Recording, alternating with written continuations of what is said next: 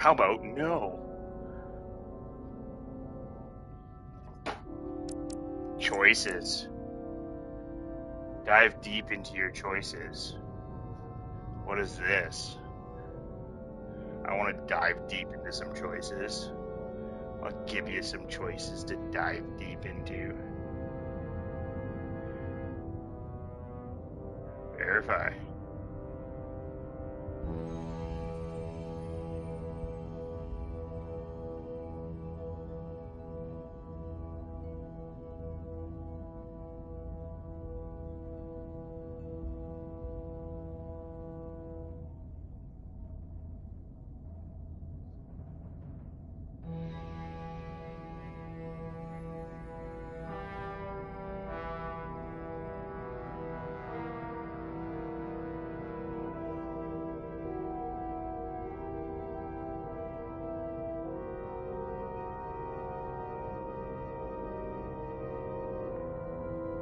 Cool. Oh, that's actually one of the sicker things I've ever actually seen. It's got a little app that like tracks everything that you do. When if you leave, you can look back and just be like, all right, here's where I'm at.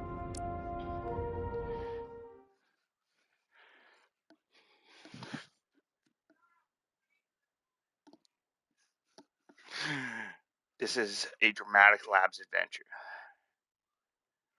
What did that say? I missed that.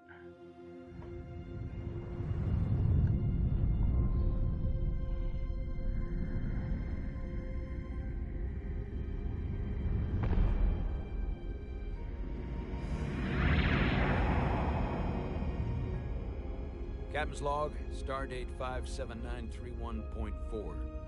The crew is restless. After spending too many months piecing our ship back together, we're finally about to venture out on a new mission. And the crew isn't letting this unprecedented ion storm slow them down. They're ready for something different. I know I am. Perhaps more than any of them. Fortunately, nothing ever stays the same. It's entropy, the nature of the universe. Change is inevitable. And while entropy says order gives way to chaos, in this case, change is good.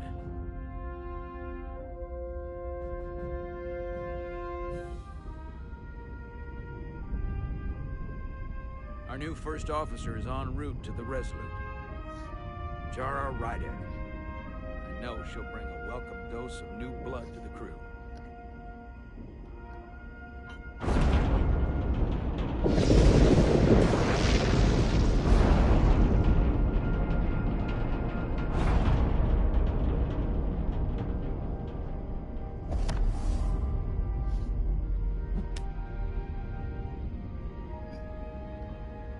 Thanks.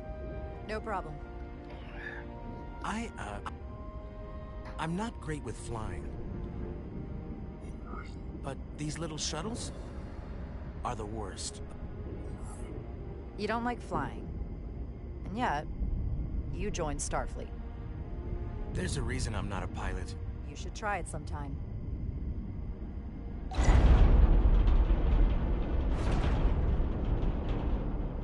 The crew is impacted by the things you say. Wow. Sorry, I'm a little anxious. I hadn't noticed. I'm on my way to my first assignment. When we get to the starbase, I'm transferring on to the Resolute. So am I. So am I. Apparently I play Won't be this. easy for Jara to step in at Jara. the hour like this. But if she's half the officer I knew she could become when she was a cadet at Starfleet Academy, she'll be the XO this ship needs right now.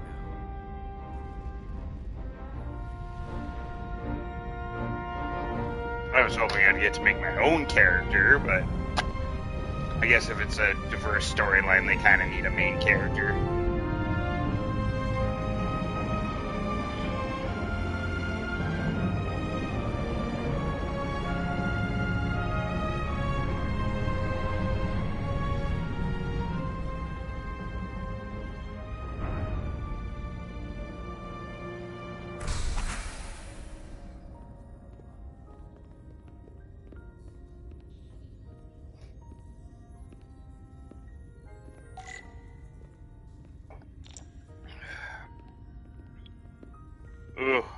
The movement is so janky in this game. A starbase on the very edge of Federation space. Long way from home now.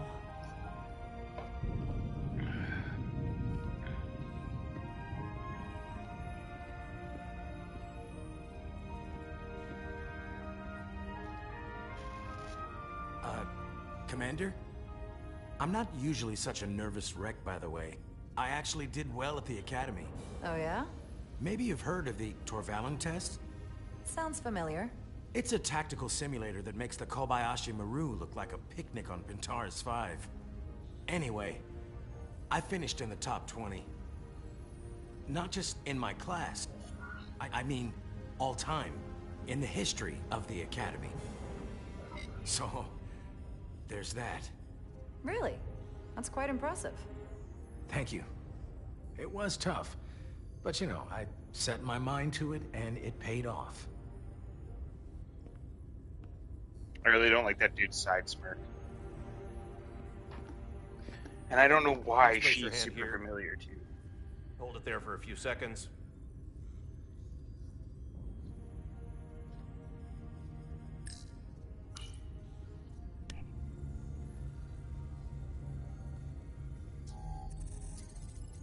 Rydek. Welcome, Commander Rydek. Wait, you're Jara Rydek? You absolutely crushed the Torvalin test. You finished in what, like the top 3? That would be me. Now I'm really... That would be me. It's an honor to meet you, Commander. Sorry, I didn't realize before. I just came off the shuttle and was glad to be on solid ground. The pleasure's mine, Ensign. Paul Calloway. Good to meet you. I believe Commander Ermot is expecting you. He's in the concourse just ahead. Commander Ermot. See you on the Resolute. Bitch.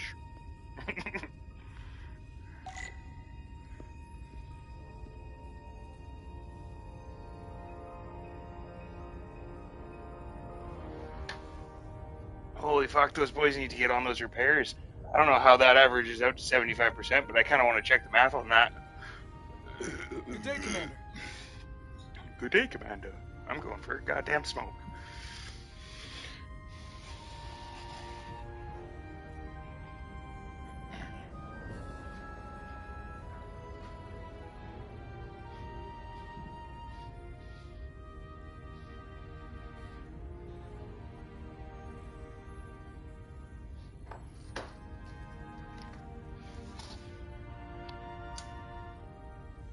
Oh!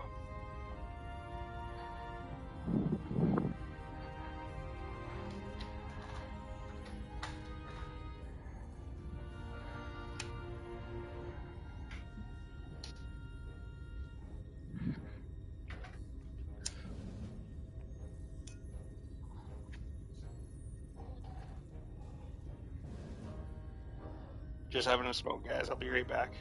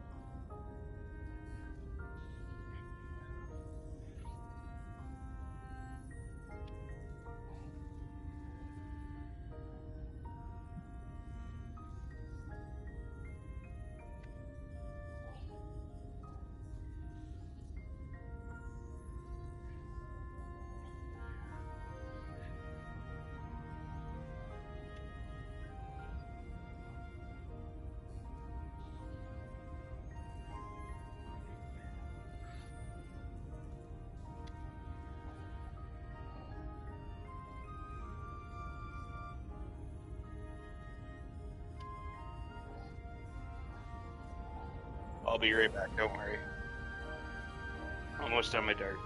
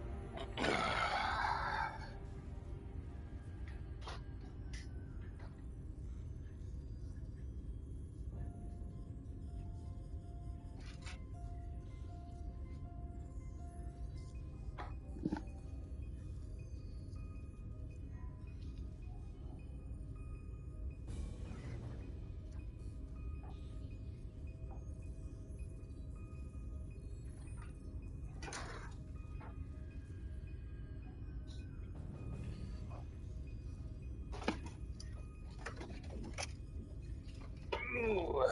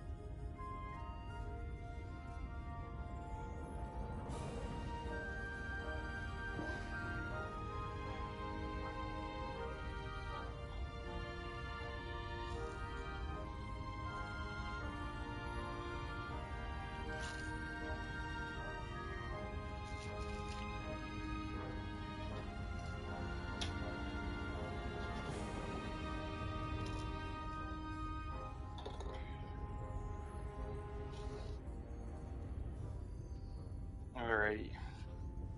Okay, I really do want to do the math on this quick and see if this adds up.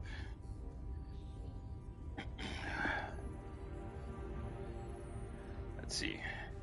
59 plus 60 plus 65 plus 45 plus 35 plus 75 plus 85 plus 70 plus 95. There's no way that's 75% complete. 1, 2, 3, 4, 5, 6, 7, 8, 9. It's only 65% complete. So, oh man. What was that? 65% complete on those repairs? Storm report. Yes, 65. So they're overestimating the repairs by 10%. Oh, that already worries me about this game. They can't even have continuity in the first fucking console that you see. That's rough. Oh, I can do a little jockey jog. Oh. Ooh, jogging is broken. If I remember my briefing, Commander Ermont is a Bolian, so I'm looking for someone with blue skin. Are you alright? Yeah, I'm just... Well, I'm not sure where my departure dock is. The Resolute's gonna leave without me. Look here. The Resolute is leaving from this dock. Oh, you're right. Nerves must be getting to me. The doggy's standing right beside you. Thanks so much, Commander. What? Oh, man. Well, there's the Bolian. Yeah. I can't believe that. I don't know where I'm going. He's standing right beside the dog. Oh no, that's just a turbo lift. Oh. Starbase 128 has 4 docks.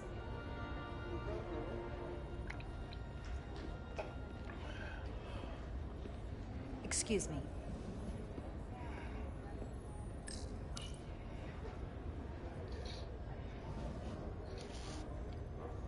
Welcome to the edge of the galaxy, Commander Rydek. I'm Commander Jan Ermont, Operations Officer on the Resolute. Commander? I hope there wasn't too much trouble getting here. This storm isn't making anything easy for us right now. I know conditions are less than ideal at the moment. It was perfectly fine. No trouble at all. I'm glad to hear it.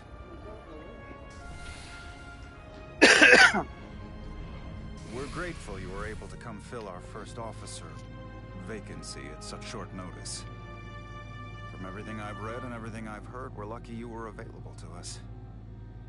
Coming from a premier starship and all. To our little research vessel.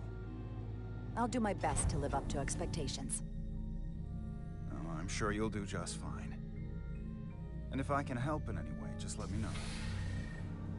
So far, though, the storytelling's pretty good. Ooh, pretty. Ooh, starship. I got the goosebumps. The USS Resolute. She may It's not a look like research much compared vessel. to the bigger ships, but as far as science vessels go, she can more than hold her own. And she doesn't look so bad considering 6 months ago she was nearly cracked in half, venting plasma, fighting for her life. It was an accident? The equipment malfunctioned. An accident suggests fault, but no one's to blame. It was a planned test, but the warp core was pushed beyond its limits. It destabilized the dilithium, there was a runaway reaction, and the warp bubble deformed.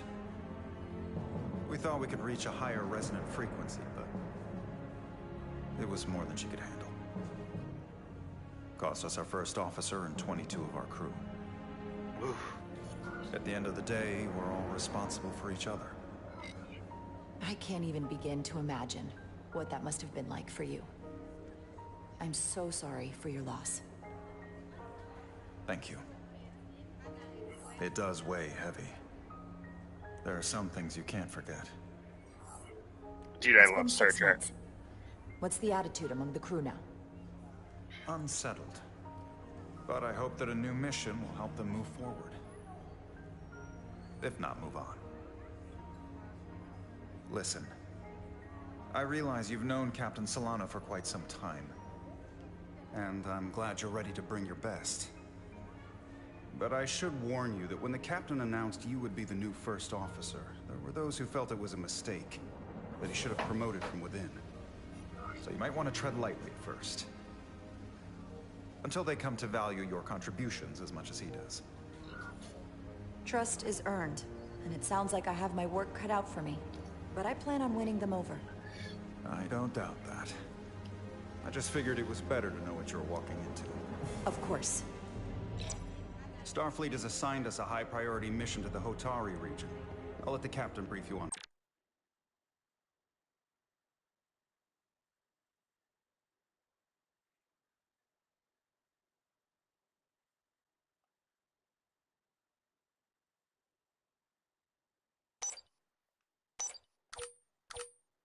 That's kind of cool. It tracks all your cases with everybody.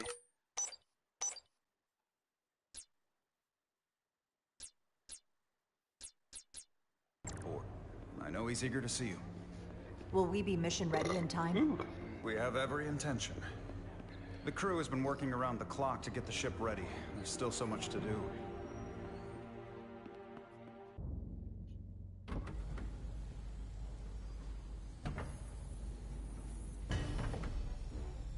Oh, no, I'm playing a different character. Oh, cool. I get to play a bunch of different characters? Sick. Stuck. I got just the thing. Find the plasma torch. This one. Oh, yeah.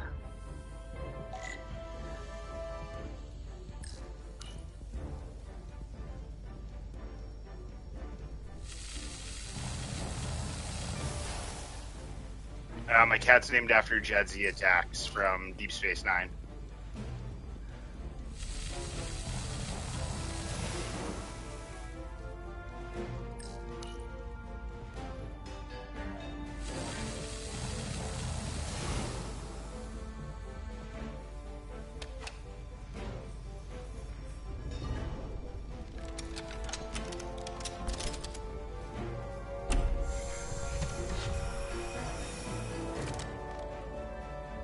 That core is fucked. Ooh, that one's pretty. It's kind of cool that you also get to play as an engineer.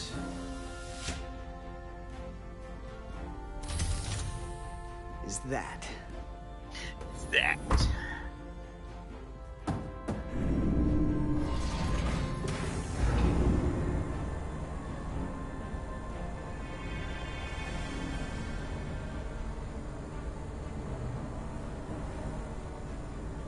I thought the thing was totally fried. Not when I'm on the case. Nice work, Carter. Nothing to it, Millie. Carter. And not Oh, a look, a moment Trill. too soon. The boss wants us down in engineering. Like, now.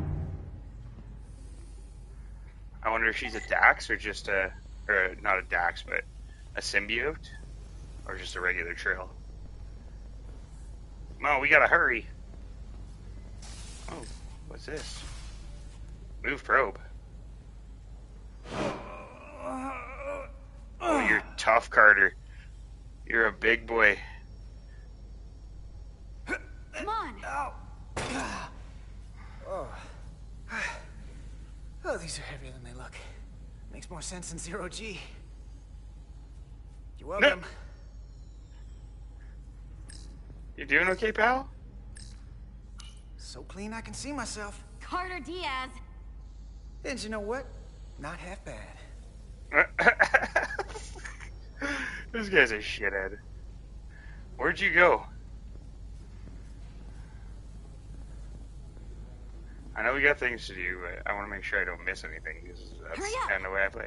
You just fucking chill, woman. I will be there when I am there. Whoever's waiting for us waiters can wait.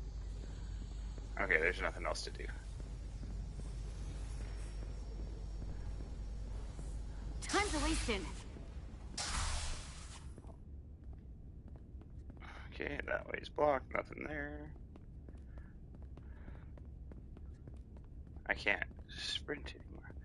Uh-oh. 34B gives you access to the tubes going on, behind pal? cargo storage all the way to the turbo lift. Not Hey, after Talk to retrofit. crewman. Need any help? Bulkhead cuts it off at section 2. Okay. New computer reroutes. Good luck. So then, I'm thinking we'll have to do the work in that. But he just stands there scratching his head. Turbo lift. Don't like lead me on. And also, Engineering. I you know, heard the new XO just arrived. Won't be long before we get underway. I mean this in the I just best hope way whatever possible. Chovak called us down but for, it's something good. Why is the I'd rather Trill an not end up agent? degousing plasma manifolds. Hanging upside down makes me queasy. You and me working together, we can tackle anything he throws at us. Your optimism is positively contagious.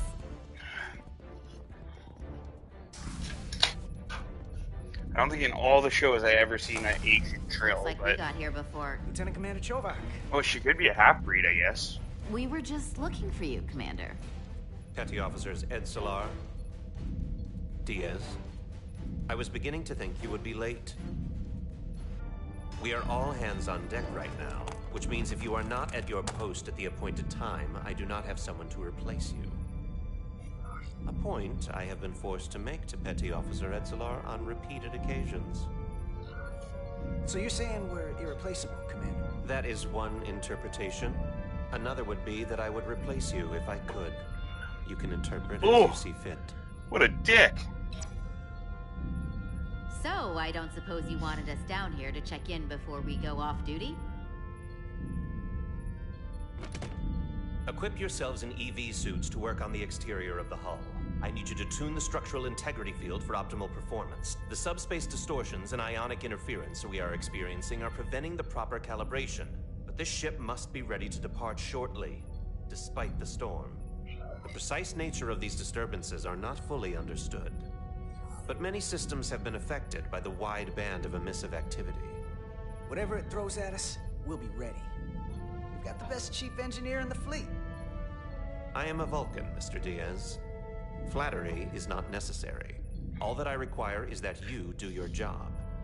Right now, that entails critical preparations, because long-range sensors show that these disturbances will be more severe at our destination. Fucking the Hotaru Vulcans. system.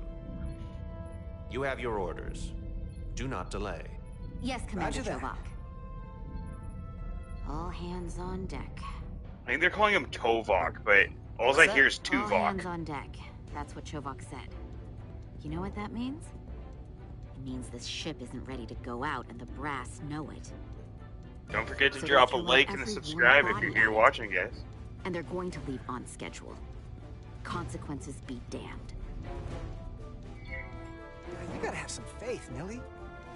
Starfleet Command wouldn't send us out if we weren't ready. 6 months ago, I probably would have said the same thing. But this isn't just any old refit or any old relaunch. Oh, whoa. Excuse me. A lot of new faces coming on board. Well, no It's shit, gotta you be lost tough 22 coming crew over. members. Replacement. That's for sure. They seem all right. Something that happened 6 months ago while they were off on another ship? Well, that's nothing to hold against them. Yeah, you're right. I guess getting a little new blood on board doesn't hurt. Hold on. Now there's an old face I didn't expect to see again. Hey, Miranda! You weren't gonna leave without me, were you? Miranda. Miranda, you're here? We thought you were staying on the Adirondack. Transfer came in at the last minute, so I figured I'd slum it on this bucket of bolts. Looks like you got her back together pretty nicely. I wasn't sure what to expect. I'm gonna take the high road here, pretend you didn't say that, and welcome you aboard. He's a better diplomat than I am. He still owes me a bottle of Saurian brandy. Don't think I forgot. Oh yeah, it's coming back to me now. Maybe Carter can rustle up that bottle and we can give you a proper welcome. Gotta say As one thing, soon this as we game's wrap got way up better this quick facial little expressions than spacewalk. Mass Effect had. Give me that EV suit helmet. Here, let me help you. Thanks. So what's the word? Are you back in the security rotation? Yep. Still running with the usual suspects. Whoa! Good to go.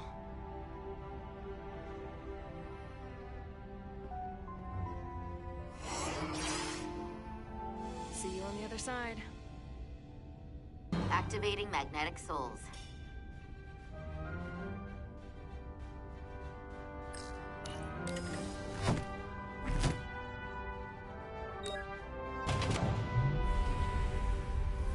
Whew. I has an itchy belly. I kind of like the chill game right now. Oh, jeez, we're going on a spacewalk.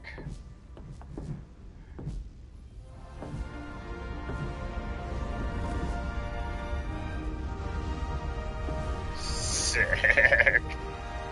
Have you never gets old? I tell you what, I was born too early to explore the world and too late to explore space. Other way around. Too late to explore the world and too early to explore space. What I would have given to been in a life where this was my reality. Maybe in another life, in another consciousness. Who knows?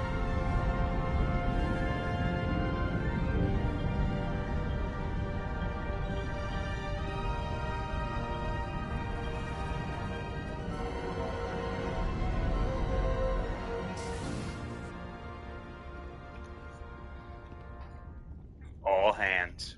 Captain Oh, cool. Solano It's going to should play be out here like momentarily. episodes? No way.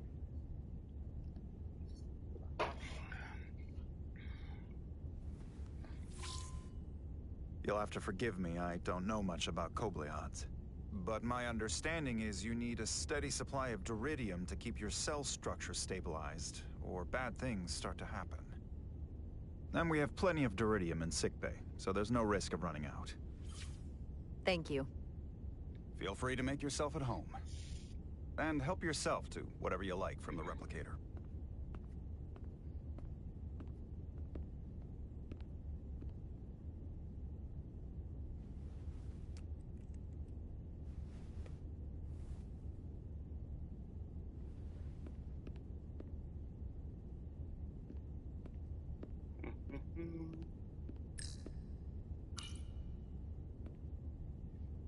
The first mineral Captain Solano ever discovered.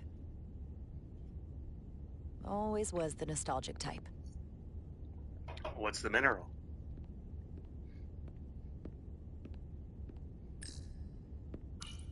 Just a sip of something. Ractigino.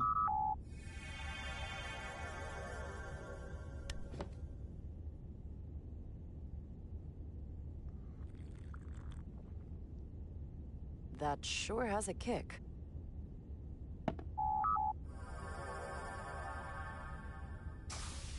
Jara Rydek. Last time I saw you, it was graduation from the Academy. You'd already secured one of the most prestigious assignments possible. And you were burning with enough ambition to fuel 7 trips around the Necrid Expanse. It's good to see you again, Captain. I could not be happier to have you on the Resolute. My only regret is we couldn't provide you with a warmer welcome. The arrival of a first officer to her new ship deserves a bit of fanfare. But, unfortunately, we've had our hands full with the refit. That would be totally unnecessary. I don't need any pomp and circumstance. You've been here all of 5 minutes, and already you're trying to make us more efficient. I like it. As I'm sure you've heard, we've had a rough go of it these last 6 months. The ship suffered some damage, but not nearly as much as the crew. You'll have to forgive me. I don't really know the details. Starfleet has been kind enough to keep the story contained, probably because they want to protect me. But I don't mind telling you. We were on the verge of a major scientific breakthrough. A quantum leap forward in warp core technology. 10,000 teradynes per second. The ability to travel at a sustained rate of speed longer and faster than we ever dreamed. What would have been the crowning achievement of my career. Right there. Within our grasp. until it all went so horribly wrong. We pushed her too hard, and a warp core malfunction overloaded the system, creating a pressure gradient way beyond what the ship can handle. It was heartbreaking. We lost some of our best people. As captain, I have to take full responsibility. You sure fucking do. do. It was my decision to make, and I have to live with the consequences.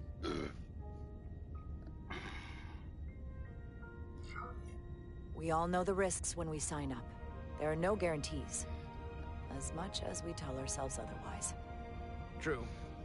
But as captain, my job is to mitigate and manage the risks as much as possible. And that's where I failed. In my defense, I will say I might have avoided the whole ordeal if my senior staff had been willing to trust me. There was a lot of pushback from my former XO, and I think that cost me his confidence. I don't want you to pull any punches. Certainly not on my account. But once You're damn we fucking right I decide on the won't. course of action, I need everyone to fully commit to the mission. Anything short of that just won't work. And that's when things start to go sideways. This is your ship, and you are the captain. So as far as I'm concerned, whatever you say, goes. That's the kind of support I'm looking for. Look, He is the I'll be captain. blunt. We can't afford another mistake. Or at least I can't. I feel like my career is hanging in the balance here. We need a win. Something to restore the crew's confidence. I better not be playing this out to fucking understand. boost your career, buddy. On a more positive note, Starfleet has tasked us with what they're calling a mission of the highest priority.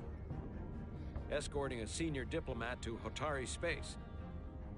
Two previously peaceful and otherwise non-aggressive civilizations now find themselves on the brink of all-out war. So it's a peacekeeping mission. I see it as a golden opportunity to not only prove what the Resolute and her crew are truly capable of, but also a mission for which we're uniquely qualified. This ionic storm. Our long-range sensors suggested several orders of magnitude stronger than anything on record. A total anomaly like nothing we've seen before. And you'll never guess where it leads. Hotari. Exactly. Very nearly in the precise location where we're headed. Where I imagine the interference will be exponentially greater. But the diplomat will brief us on the details of the rendezvous. Who is the senior diplomat we're escorting? That I don't Does he get any closer to that guy? But I don't want to get ahead of myself. It's like those I expect pro we'll have some gamers that like rough sit fighting right up on to the their rise. screen. I need you to prepare the crew for the worst. There's just one more thing I want to clarify up front. The metric that for me... Cool, I can pause. I gotta piss. I want to smoke.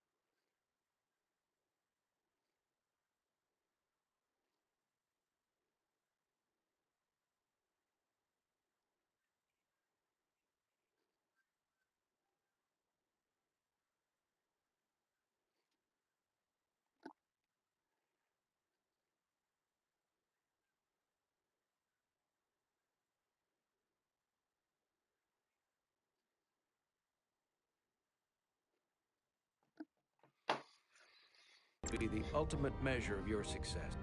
What is it? If after serving as my first officer, you don't one day find yourself with a ship of your own, then I will consider it my personal failure. When that might happen is entirely up to you.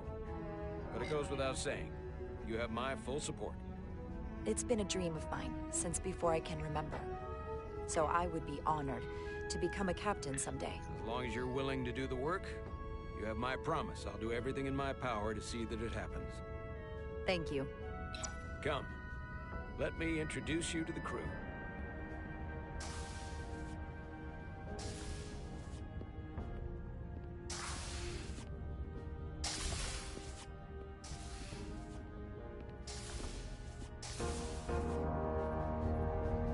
Ooh, the bridge.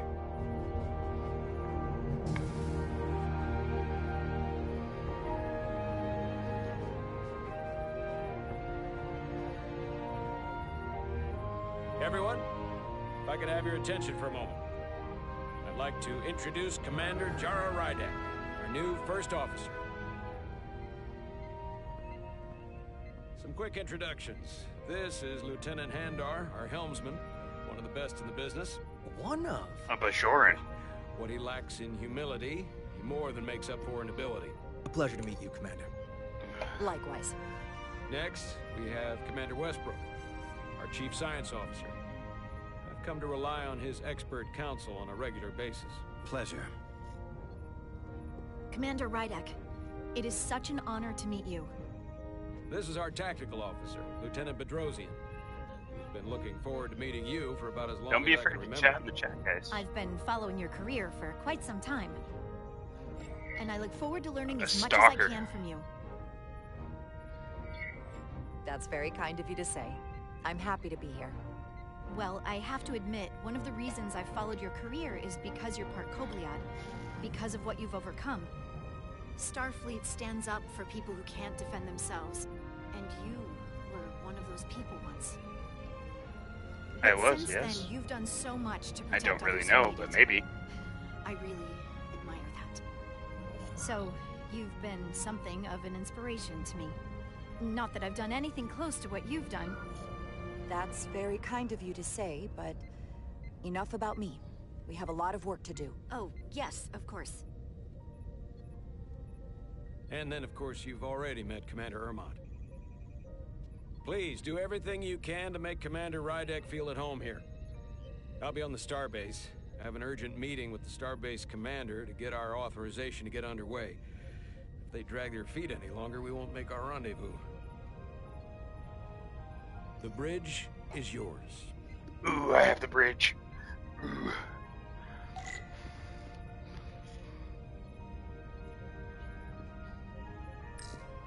Operations, staffing, supplies. There's a lot to keep track of on a starship.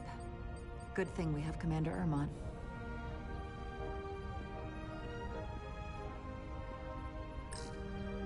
Science station.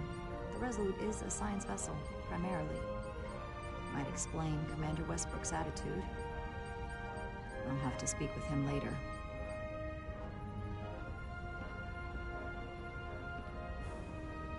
Alright, let's get underway. The first officer's seat. My seat. My Right seat. now, though, I need to fill in for Captain Solano.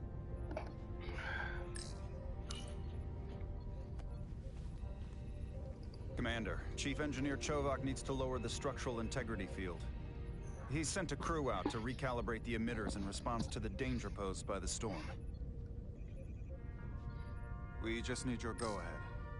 Permission granted. Lowering structural integrity field, now. Entering maintenance mode. Condition blue. Condition blue. Come on, guys, don't be afraid to chat. Ooh, another episode, Storm Surge. Looks like they turned off the Sith. Great. Let's get to that emitter.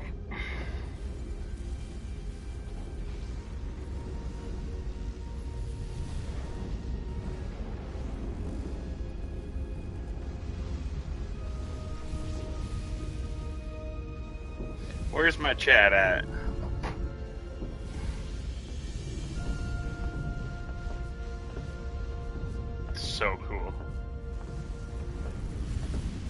All we're gonna do is just go Time for a we're little out walk. here, I half expect to see her in pieces again. She's still got some scars on her. It adds character. When I joined Starfleet, all I wanted was a ride out of town. What's her name again?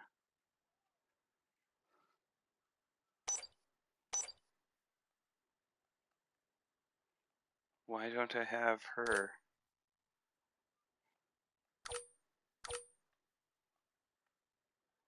But this isn't exactly how I pictured it. On the outside of the ship? What are you waiting for, Bailey? Sometimes it feels like we're just part of the machinery. Don't you want more than that? I mean, Starfleet is noble and all, but it's still a machine. A massive, massive machine.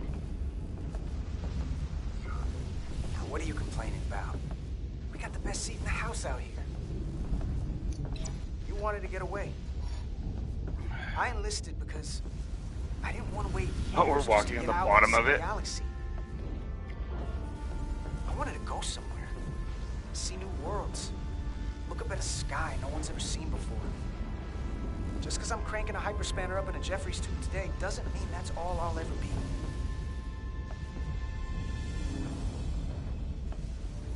Damn right. Diaz to Commander Chovak.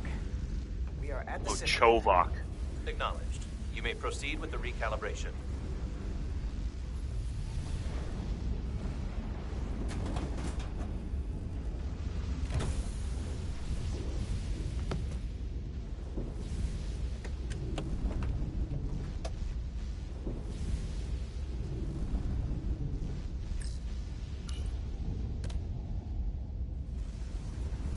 Beginning recalibration.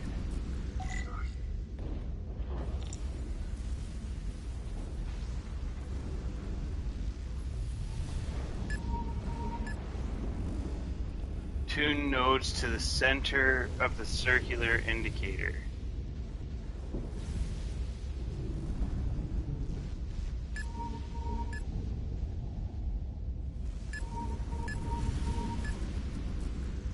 I don't understand how to do this.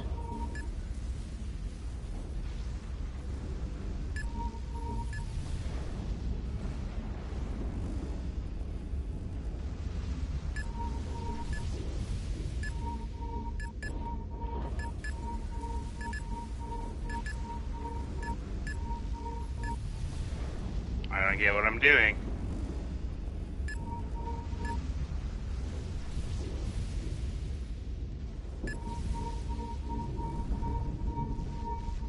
Careful.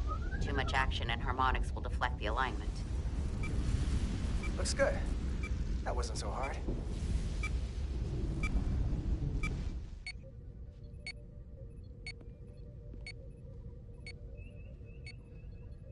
Commander Westbrook, right? Chief Science Officer. You remembered my name and my rank. You're not going to respond to me, Bailey, or what? Yes, I am the Chief Science Officer, and I have the dubious honor of being the most senior officer on this bridge. I know this ship inside and out. Better than just about anyone. This guy wants flattery for sure. What a very impressive list of credentials. This is a research and discovery ship, first and foremost. Now with a former tactical officer as its new first officer. I'm curious, though. A Kobliad, or half in your case, is an odd choice for first officer, given your vulnerable condition and all. But if, fuck you, as buddy. For example, we found ourselves in a hostile situation, and you were suddenly incapacitated because you needed an infusion, what would happen then?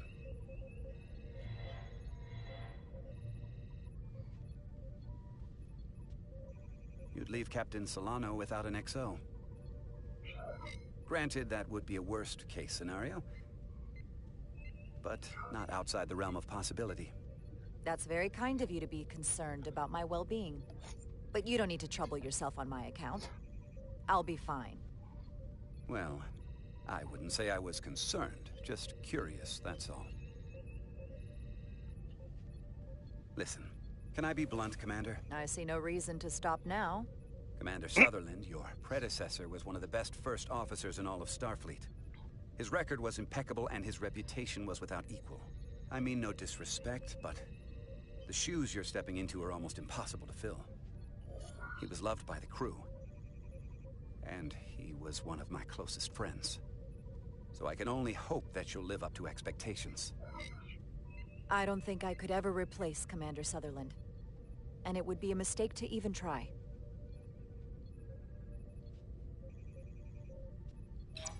Seeing as Captain Solano is on the starbase, let me give you an update on this ion storm we're flying into. It's unusual, unlike anything I've ever seen. At the moment, I can't tell you if the Resolute will shrug it off or if we're putting ourselves at risk. However, if we learn more about its patterns, its nature, we can come up with a scientific countermeasure. Just a moment. Uh-oh, we have a warning.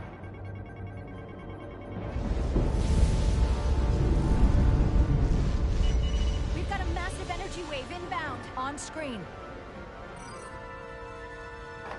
Oh no.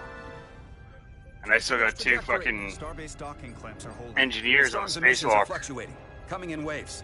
And if my projections are right, we're about to get hit by a wideband burst of ionic energy, like a tsunami. I'm reading power abnormality. Red alert. Aye. Bailey, you still never told me what you're waiting on. Evacuating main gangway and retracting. Putting sensor visualization on screen. With the structural integrity field shut down, we can't take a direct hit. Time to impact. 1 minute. Shield systems are severely impacted. We have limited protection. I need every available solution. What are our options? We can weaken the impact of the storm with a deflector pulse. There's a better way. I'm sending all auxiliary power to the deflector dish. Send the aux power to the shields. We can't reactivate the entire shield bubble, but it's a directional threat. So we can orient all we have towards the wave. You have to believe me. We only get one shot at this. We can't afford to get it wrong. Bedrosian, get those shields up. Rerouting power to shields. Stand by. I need a heading. We've only got one shot. Understood. On my command.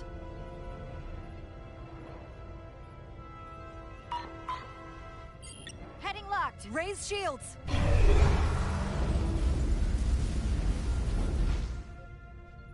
This is it! All hands, brace for impact.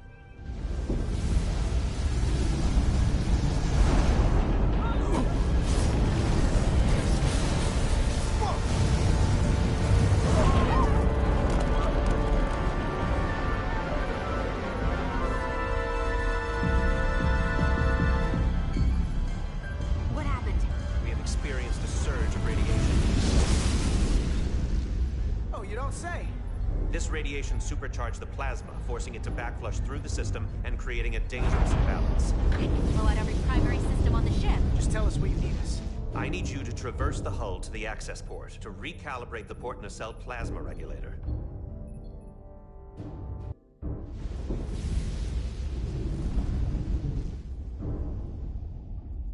We've reached the first access point.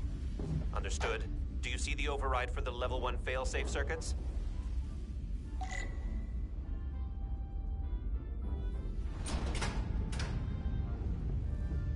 Affirmative. Engage the override. It should allow us to stop the EPS flow to the warp engine without triggering an automatic core shutdown.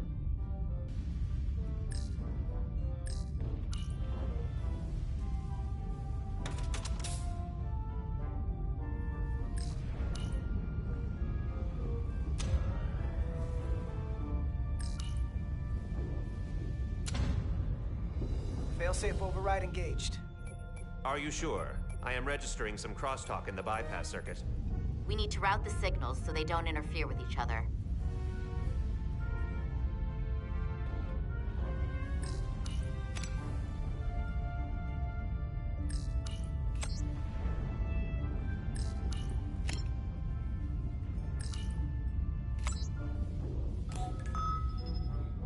Diaz to Resolute. The failsafes are temporarily disabled. Moving on to the EPS regulator. Heads up, Carter. What is that?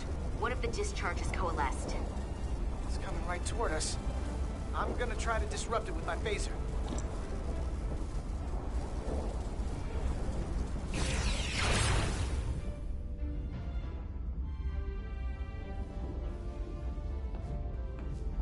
Good work, So we gotta DS. climb up the pylon. Not that there's really an up, but you know.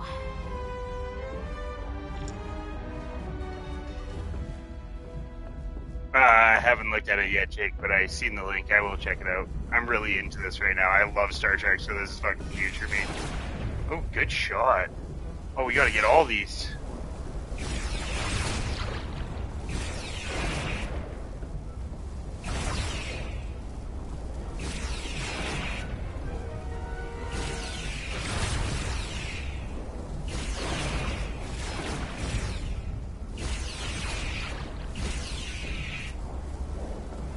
No, you get the fuck away from me.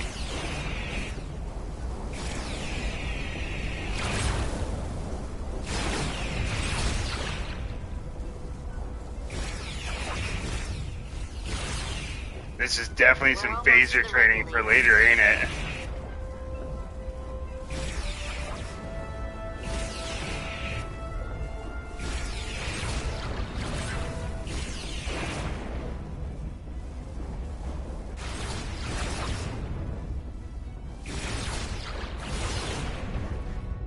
We're at the regulator.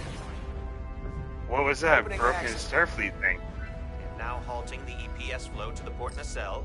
We have little time before it causes an overload in the engine. You Yeah, must I'm on work it. efficiently. I'm on it. Come on. Oh, let's go.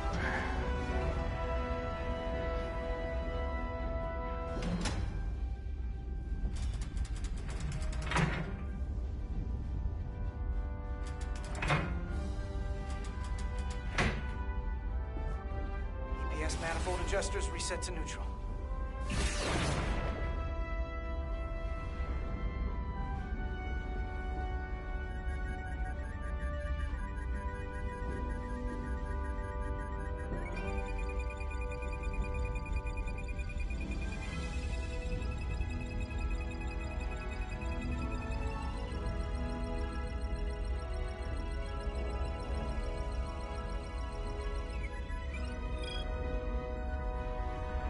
EPS lines to the port warp engine are back in balance. Almost done. Almost done, but I gotta pee.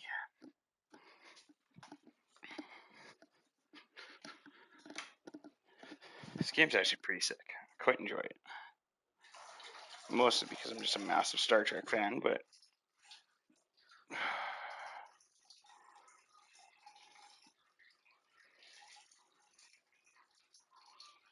sure do wish I had a vape right now because I sure want another cigarette. Play for another 5 or 10 and then go for a smoke break.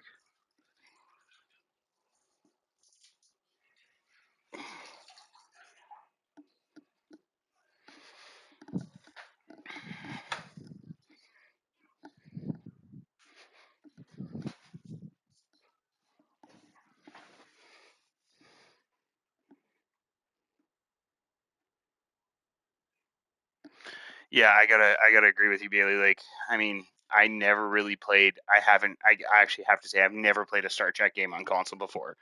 So this is my first experience, and I gotta say it's pretty darn good as far as like a Star Trek fan goes.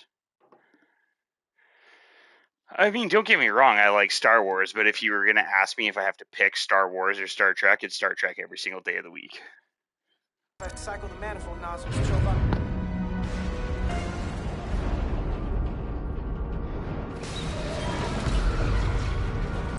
I need a beer. I need a beer.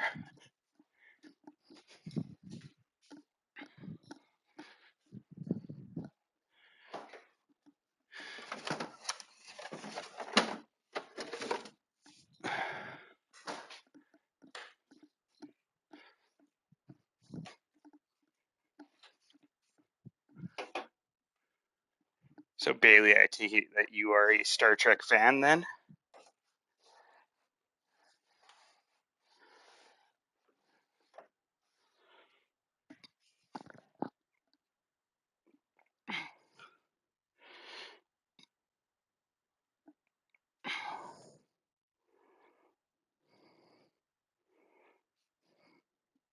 A bit. All right. So if just a bit, what is your favorite Star Trek series?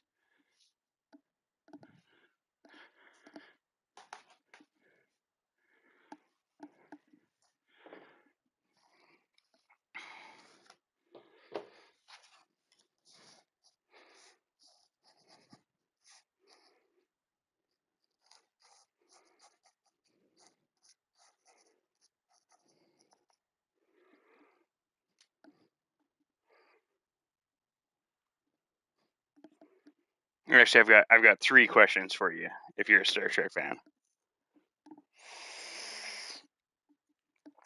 Hopefully you'll respond to me talking and not me typing, because I'd rather not type.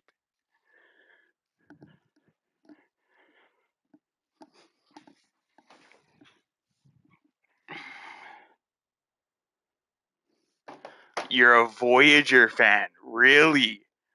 Wow, out of all of them, I wouldn't have expected Voyager, but hey, Voyager's, I mean, I love them all. So, okay, so second question is, what is your favorite ship of the canon Star Trek TV series? Not anything else, just out of all of the series, and I guess you could also put a station in there, but what's your favorite Star Trek vessel?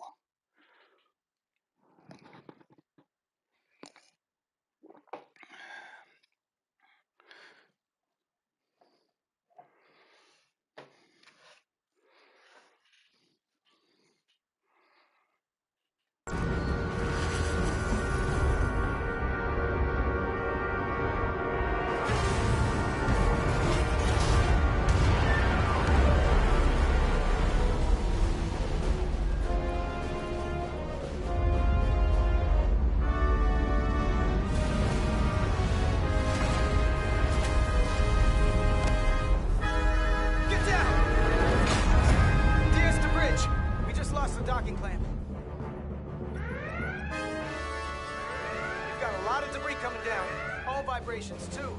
We can't finish the EPS regulation in these conditions. Please advise. We have to release the ship from that other docking clamp or the hull will be ripped apart. There's a problem. The clamps are supposed to disengage automatically in an emergency, but it's not working. Not working? What are our options? The docking clamps are fitted with exploding bolts for an emergency release. We've got crew out there. That'd be like setting off a bomb next to them. Maybe there's another way. Starbase is hailing us. Put him through. Resolute, the remaining mooring arm is failing. You need to disengage from the starbase now. The damage to the station will be catastrophic. All right, Starbase, we're on it. Acknowledged. Commander, hear me out. Reverse the polarity of the hull, which theoretically will repel the docking clamps. And repel the engineering crew right off the hull into the storm. This is Captain Solano. Put me on screen. Go ahead. Captain, we have a situation. Commander, what are you doing? Blow the bolts on the docking clamp. The captain doesn't know the whole story. I'm giving you an order. Jara? Captain, you brought me here because you trusted me. Can you trust me now? You better be sure you make the right decision. The captain made himself quite clear. They're gonna get hammered with debris out there. Reverse the polarity. There is protocol. And there are lives. We're going to blow the bolts. Starbase, stand by. We'll warn our crew to take cover. Get it done, Rydek.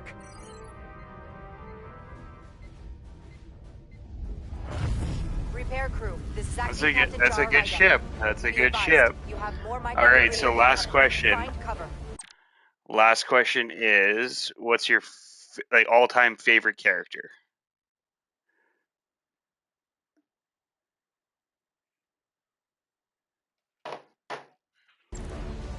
Cover?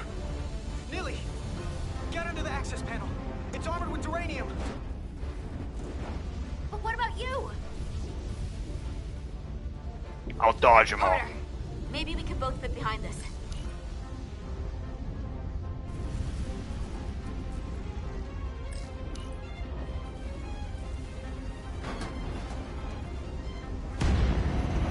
They've blown the other docking clamp. Hurry!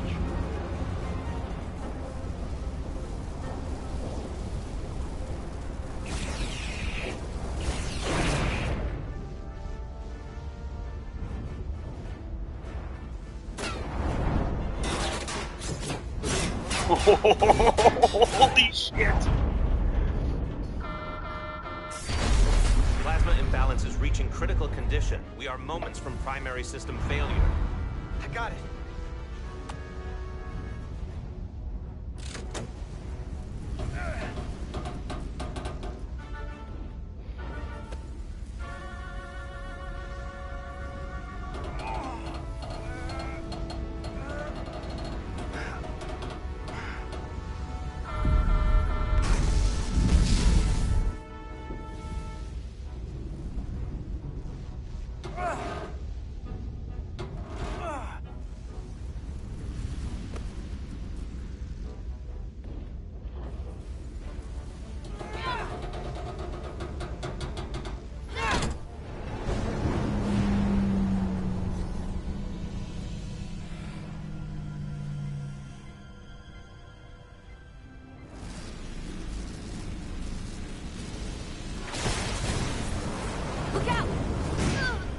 Oh! No! I got you. I got you. Nice. Petty Officer Edselar's hurt and unconscious. I'm gonna have to tow her back to the airlock. Mr. Diaz, the situation has changed, and you are at risk of triggering a substantial electromagnetic arc if you approach the main hull the way you came. But Commander, the way we came is the nearest airlock. There's an auxiliary hatch near you on the far... I gotta say, the Doctor from Voyager probably has one of the best character arcs in all of the Star Treks, from like what he starts out as to what he becomes. Oh no, and then you left my stream.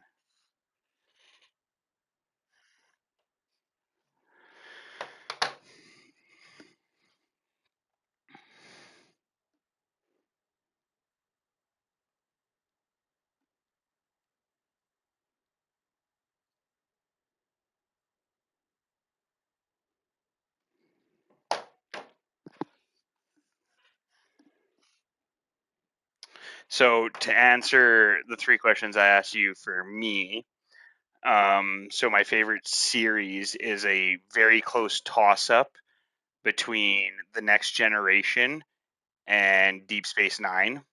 They're just, both of those seasons are just amazing. Voyager's great as well. I mean, they're all freaking amazing. I love them all. But I mean, I would even have to say, if I had to pick a number one, I still think it's DS9. If I had to pick a favorite character, again, that's super hard for me because I love them all. I would say probably my number one favorite character, and again, because it goes along the lines of my favorite series, would be Captain Sisko from DS9. If I had to go a second route for my second favorite character, second season, being The Next Generation, it would be Data. I find that Data's storyline is very similar to like the Doctor from Voyager. Like, they just start out as kind of a nothing character, but then become one of the most important characters, and just the development of the character and how he learns and everything is just amazing. And then favorite ship, I have to go with classic. Like, it's Captain Kirk's, like, the classic Enterprise, the first Enterprise is just, it's just too cool. End of the pylon. You must bring Miss Edselar there to access the interior. Roger that. Going there now. Jesus. We gotta get these guys back in the ship already. And how are we gonna make the rendezvous with all this happening? Like, what is going on? I gotta say though, this game is, the storytelling in it has got me just as interested as any Star Trek series. Oh, you're awake.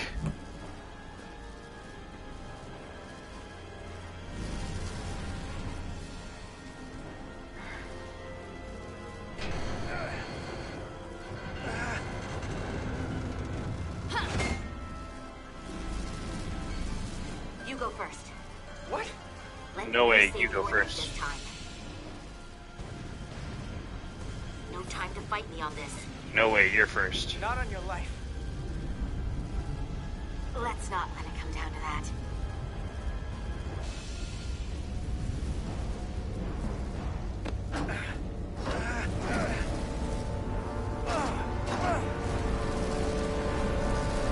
Pull, Diaz, pull.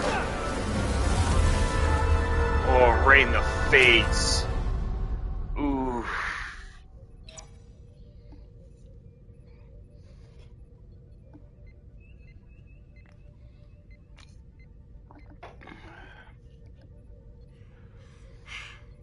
We made it.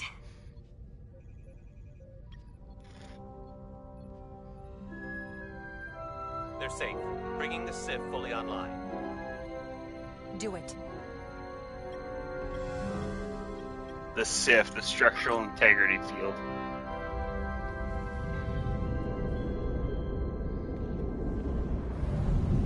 Diaz better frickin' be alright. I mean, he's a main character, so... The Price of Duty, another episode.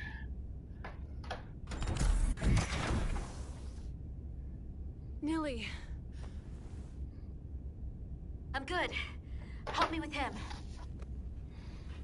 So I saved her, and he's got to recover because he's a main character that's playable. Let's get this off. Ooh. Medical. Hopefully that turns into a nice scar for the rest of the game. Carter.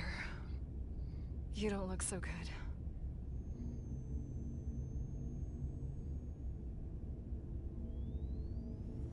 You gotta be more careful. I just got here. I'm not ready to see you two get blown to space dust just yet. Now let's get you down to sickbay. Great. Well, Bailey, if you've stuck around this long, hello in chat. I hope you like and subscribe to my channel. I'm on the chase for 200 subs right now. Status report. The repair crew made it inside. EPS flow is back to nominal levels. The SIF is back up. How does this affect mission readiness, Mr. Ermont? The Resolute suffered damage from the exploding bolts, but we've successfully moored to the station. The ship is secure. Our systems are coming back online, but we have a fair amount of repairs before we're ready to go. Put a halt on the roll-off of Starbase engineering staff. We have a schedule to keep. Send updates to my ready room. Commander Rydek, with me.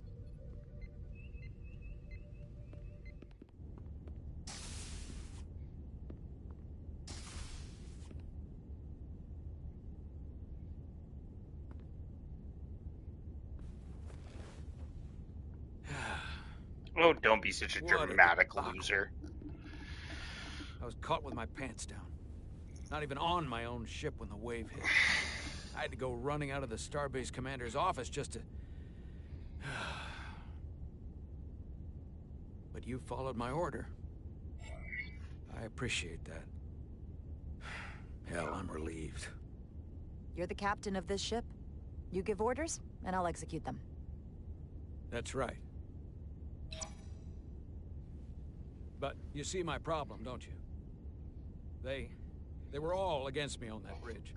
And they were ready to go against my orders. I'm not blind to it. If there are any problems, I'll keep them in line. At least I can count on you.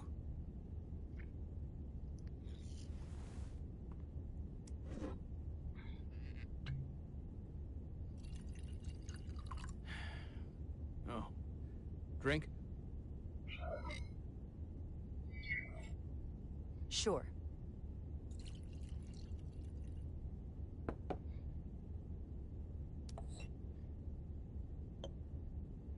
Thank you.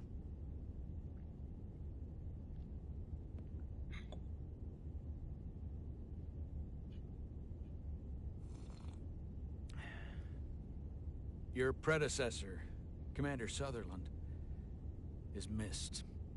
But for all the adoration of the crew, including the senior staff, I just couldn't rely on him.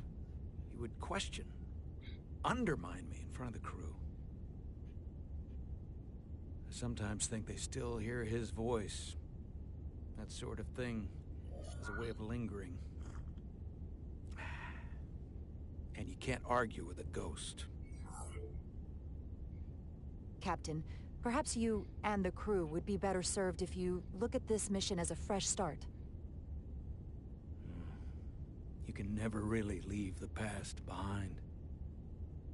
If we don't, you can never move forward. Now, this won't be easy. But I'm glad I have you here with me. Glad to be here, Captain. And despite it all, we got our final Starfleet clearance to depart. So if you'll fetch Mr. Ermot, we'll knock out the final details of any outstanding repairs, and then we'll set out for Hotari. Yes, sir.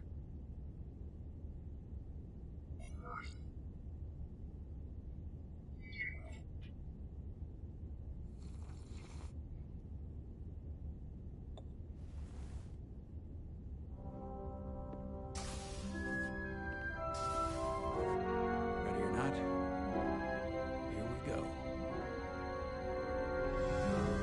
There's something he's hiding.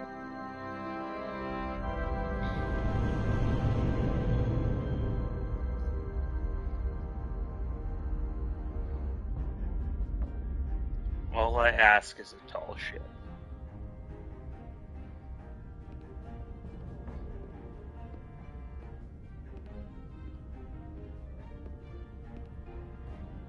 All departments reporting full mission readiness.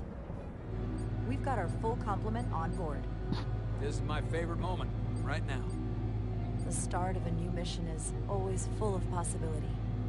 The Orion Syndicate could sell it as a drug. Don't let the Admiralty hear you say that. The Admiralty. Captain on the bridge. Sit. Sit, everyone. You all know, I'm not big on speeches. We're embarking on the first mission since our refit. Let's make it a good one. Disengage docking clamps.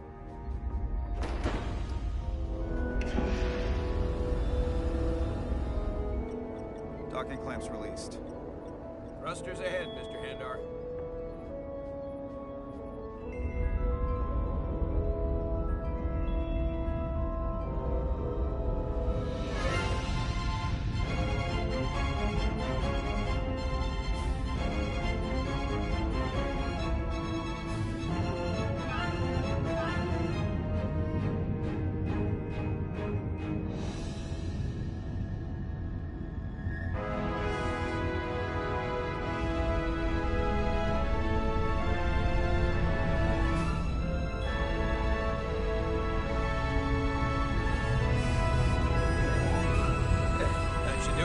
Set a course for the Hotari system.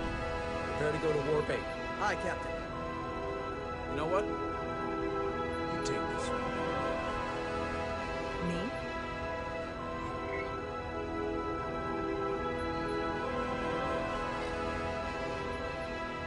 Engage. Yeah, Bailey, you know it.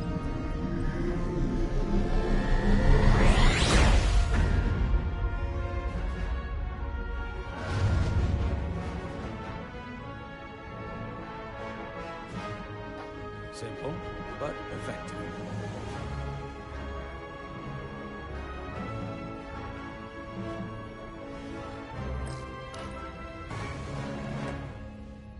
Easy.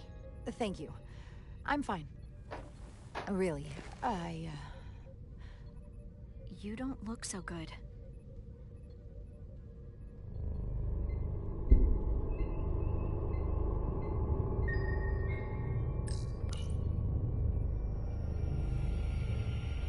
I have to get to sickbay. Go.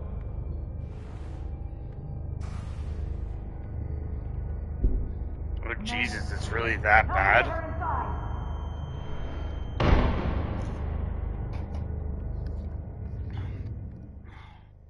That was just a quick little... And it couldn't have been that long, that whole scenario, and you're already depleted on your fucking resources that you need?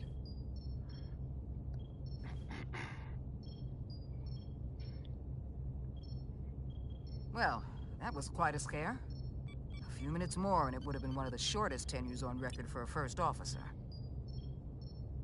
Like, why don't you have it, like, on ready, like an EpiPen if you need it that bad? Storm did a real number on him, but he'll live. Just needs rest. You should worry about yourself. Your deridium levels got dangerously low and destabilized your cell structure. This is definitely one of the more memorable first days I just wish there was more Star Trek fans out there like you, Bailey, that would hang out with me. Chief Medical I wish we had like 15 of us in here. To be honest, I've never met a Kobliad before. You're rare. I know. I was going to say special. Your people's numbers have dwindled, despite the Federation's efforts to find a more readily available alternative to the Duridium you need to survive. Yet you joined Starfleet and managed to thrive. I imagine the responsibility must be overwhelming. Maybe even a burden at times. It does make me unique, but it's not a burden at all. I'm honored to be Kobliad, to represent my people. As you should be. And don't worry, I won't treat you like a science experiment. I just do the science and leave the experiments to Solano. You don't agree with his methods? I don't agree with his definition of acceptable risks. Not when the lives of your crew are at stake. My professional opinion is that the accident took a toll. More than he's willing to admit. He's overstressed, operating in the pressure cooker of his own mind. Which is never a good headspace when the lives of your crew are at stake. What concerns me is that now he's even further away from the thing he's been chasing his entire career. Breakthrough discovery. The major innovation. Something he can put his name on. But the more the time passes and the further out of reach it gets, the more risk he'll be willing to take. I hear you. But that's my job, isn't it? To make sure that doesn't happen. And we don't lose sight of the bigger picture. Which is exactly why I'm so glad you're here. We need you now more than ever.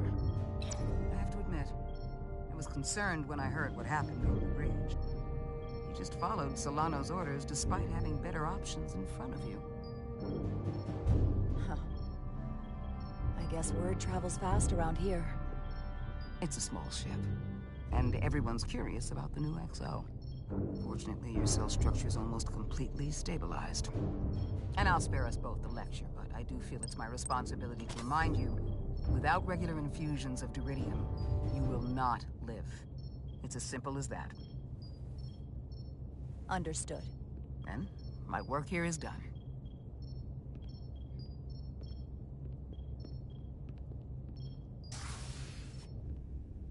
Lieutenant Bedrosian. I came to see if you were okay. We were all pretty worried on the bridge. No one knew what was happening.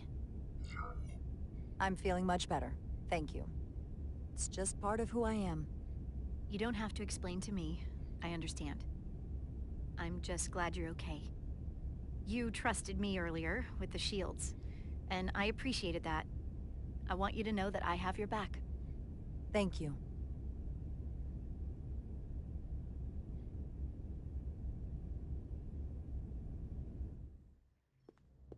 Now, Carter, the emissions that gave you that burn are quite unusual, like everything else that goes with this storm. That's a combination of hyronolin and lectrazine to counter the radiation effects. That should help speed your healing. She's come by a couple of times to see you already. Ooh, there's a love fling. It's good to see you awake again. At least Carter gets to keep that I was badass starting scar. to get worried. Not that you aren't in good hands with Dr. Duvall. You did take one hell of a shot, though. So, be honest. How bad do I look? You look rugged. Rugged? Okay, how about heroic? Millie was looking in on you too, by the way. But since it's just us right now, I had a chance to think about this while I was away. And I thought it was important that I just come out and tell you. Instead of tiptoeing around it. Or worse. It's okay, Miranda. You can tell me anything. I know that. Then come on. Just spit it out. I'm trying. Friend zoner. Have you played this before, Bailey? What I'm trying to say is, we've been really good friends for a long time. But I got back here and I couldn't ignore it anymore. I want to see if there's more between us than just being friends. Carter? This is all kind of unexpected. I didn't expect this either. But here we are. And I didn't want to ignore it. I just figured I'd steer right into it. I don't know, it always pissed me off when there was tension between two characters. It was like, just fucking go for it. Like, you're on a starship. Like, what's the worst that can happen? I guess the worst that can happen is it doesn't work out violently, and then you're trapped with that person on a starship in deep space.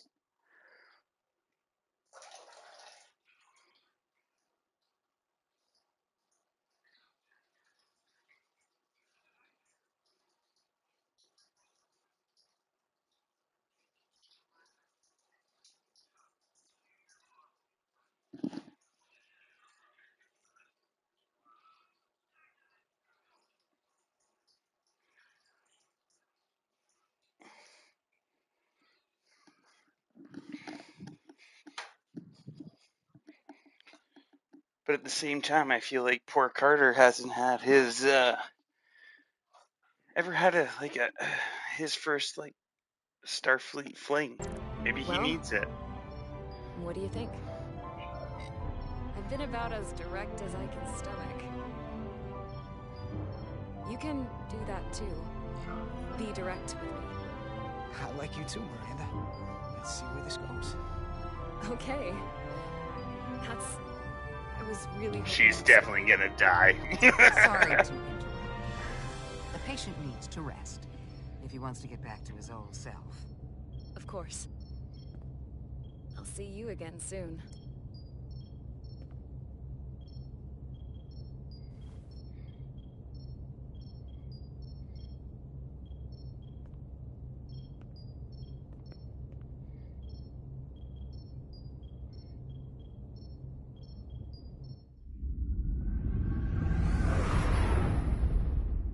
Approaching the rendezvous point outside Atari space. Helm, bring us out of warp. Dropping to impulse.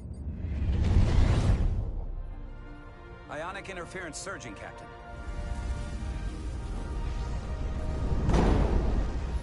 Shield integrity holding. We can take it. We are at the correct coordinates to meet the shuttle. Commander Rydek, find us our diplomat, if you will. Aye, Captain. Let's reduce the noise. Filter out environmental signals. I can manually tune what's left for Federation signal types.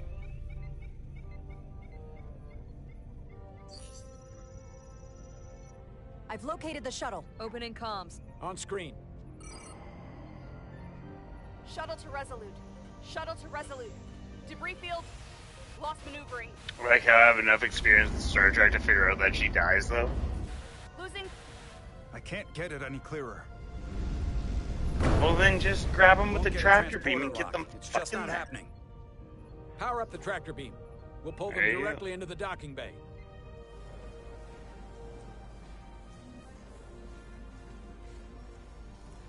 Diaz, you good to run the tractor emitter? Yes, sir. You sure? I'm sure.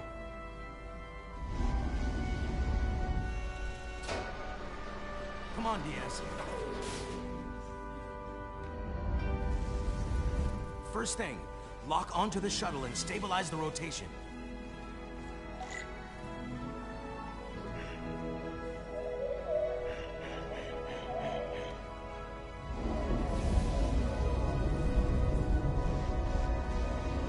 Only thing I hope, though, is that if I get Carter Diaz involved with Miranda, I just hope it's not his fault that she dies.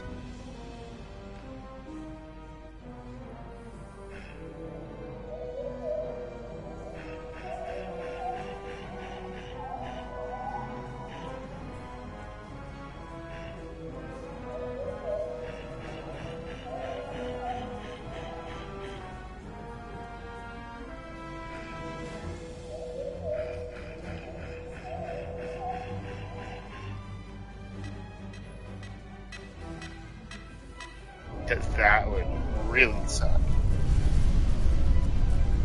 That's gonna take out the shuttle. There's the bridge. There's a large piece of debris headed for the shuttle. The tractor beam can't handle it.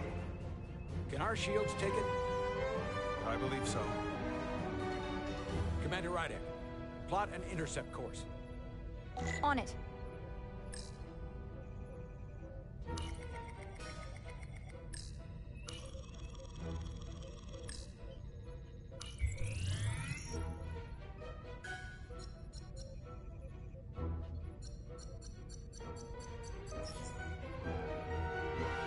go. Maneuvering thrusters bearing 53 Mark 17. 200 meters on an intercept course. Maneuvering.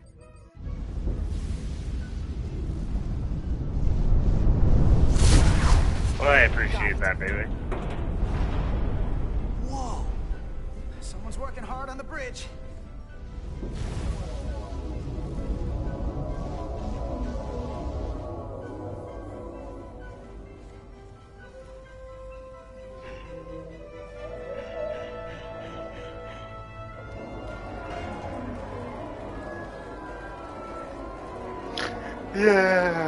Yeah, it's so good.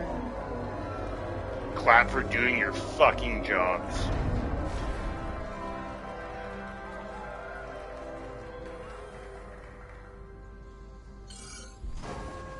We've got the shuttlecraft on board. Good job. We're on our way down to meet them.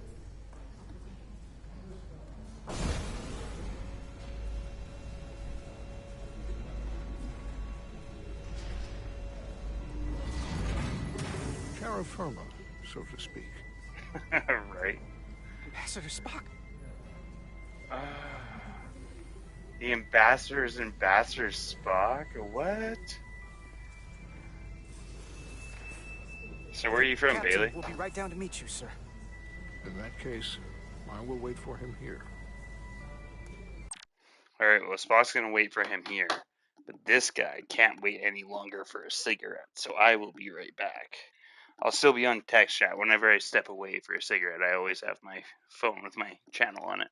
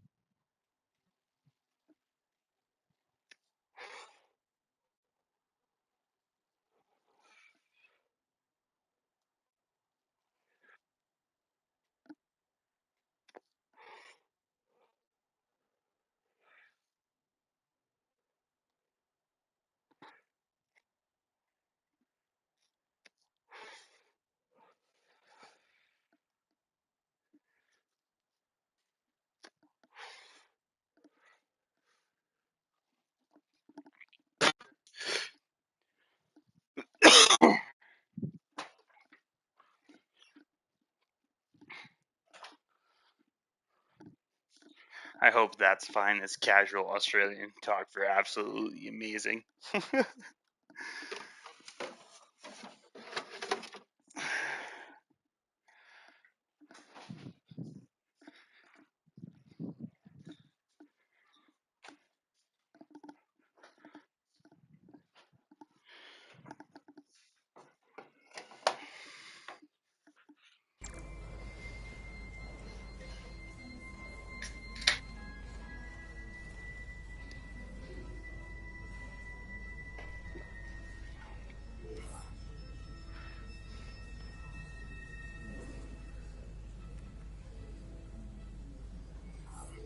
Well, let me be the first to say, welcome to the Resolute, Ambassador.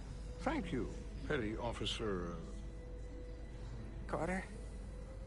Carter Diaz, sir. I am pleased to meet you, Petty Officer Carter Diaz.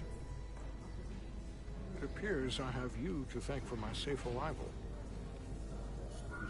Your assistance arrived not a moment too soon, if I may say so. Well, it wasn't all me. I got some help from upstairs. A bombastic approach to clearing debris. We thought we were prepared for our arrival in Hotari space, but it is evident my craft was not sufficiently robust for such intense ionic activity. The storm has been pretty intense. There was an element that was most unusual. Before you came to our aid, our maneuvering thrusters and impulse engines were rendered inoperable. So we attempted a short traversal at warp speed, only to find that we could not achieve warp at all, even though our diagnostics computer showed no faults or anomalies. What do you make of that? When all indications say that warp speed is possible, but in practice, we find it is not. I'd rather investigate than speculate. A sound principle. Take readings, run some additional diagnostic checks, and we'll get to the bottom of this. Quite logical, Petty Officer Diaz. Thank you. Ambassador Spock. Excuse me. I'm honored to have you aboard. I'd like to get right to it. We're already behind.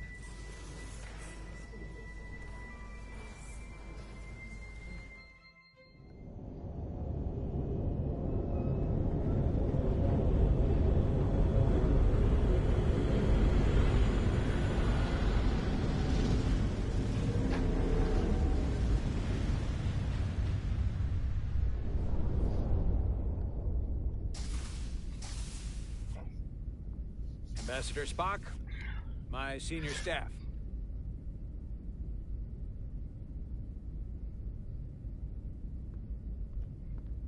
It's not every day that a captain gets to welcome a Starfleet legend aboard. You flatter me, Captain Solano. But legend implies the past tense, whereas I am very much focused on our present circumstances. I didn't mean to suggest you were stuck in the past. You're right, Ambassador. Not the most diplomatic choice of words.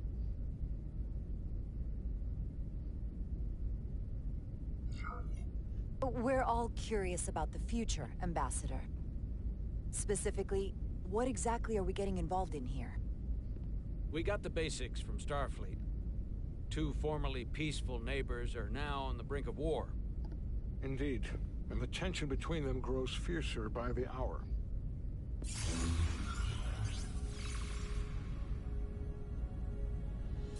Elydia and Hotari. The Elydians are the more advanced species. They made first contact with the Hotari over a century ago. This is Tau, the Hotari moon. It is rich in dilithium, and for decades, the Hotari and the Elydians have shared a mining operation there. The Elydians provide the technological resources, while the Hotari have served as the labor force. The stability of that arrangement was the source of their peace, until recently. The Hotari have suddenly and forcefully seized control of the mining operations and expelled the Elydians from their system. That is the official story, as told by the Hotari when they requested Federation mediation. but the details remain scant. Communications between all parties have been limited by the ionic interference. How is it the Hotari were able to turn the tables and take the mines against superior forces, especially after decades in this arrangement? Unclear. The answer to that question may be the key to a new, lasting peace, and one that I hope we can uncover during these negotiations. But it is unlikely the relatively primitive Hotari forces would stand a chance against the Elydian fleet if this escalates to open war.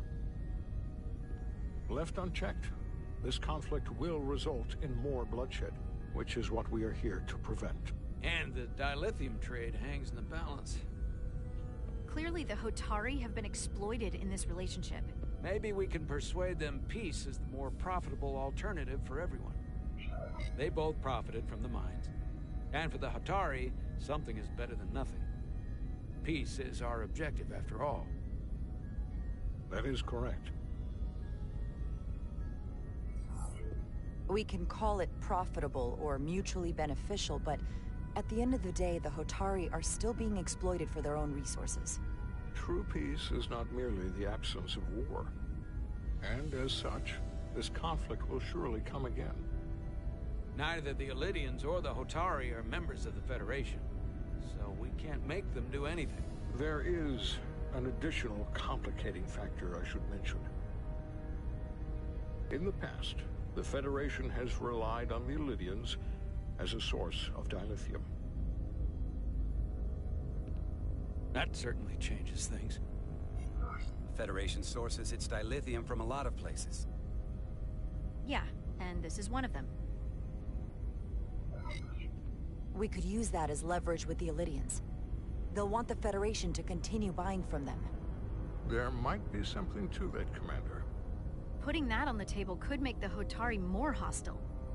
Given the Federation's involvement in the Elydium dilithium trade, Captain Solano and I must make every effort to appear neutral in these negotiations.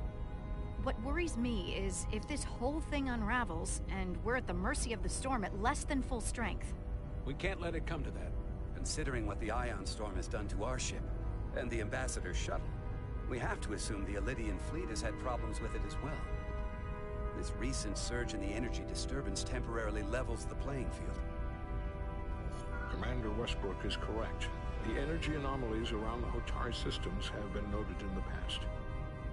But they have never been observed on the orders of magnitude we have seen in recent weeks.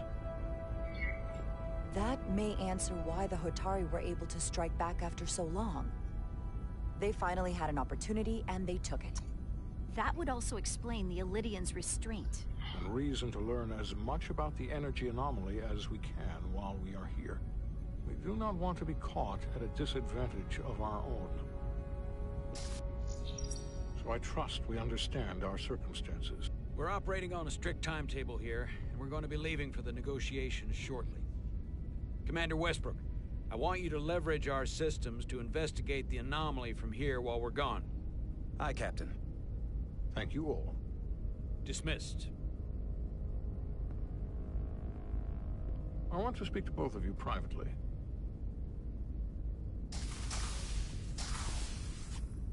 Ambassador Spock, I'd like to make a formal introduction. My first officer, Commander Jara Rydek. Commander, as you are aware, there are limits to what Captain Solano and I can do in our official capacity as representatives of the Federation. But someone in an unofficial capacity, your first officer, for example, would not be bound by those restrictions. Commander Rydek could ingratiate herself to certain parties behind the scenes, where they may be more candid in revealing information that could lead to a resolution. She certainly goes her own way. Maybe that helps in this case. It would be unconventional. I'm perfectly happy to work outside the lines. And by extension, you will be doing your duty, Commander. Just not too far outside the lines.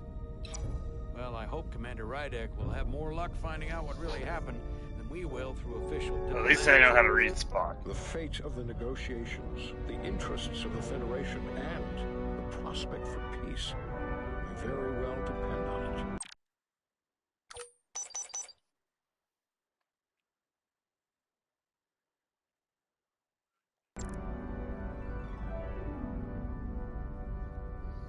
See, I never really watched Star Trek on like cable TV.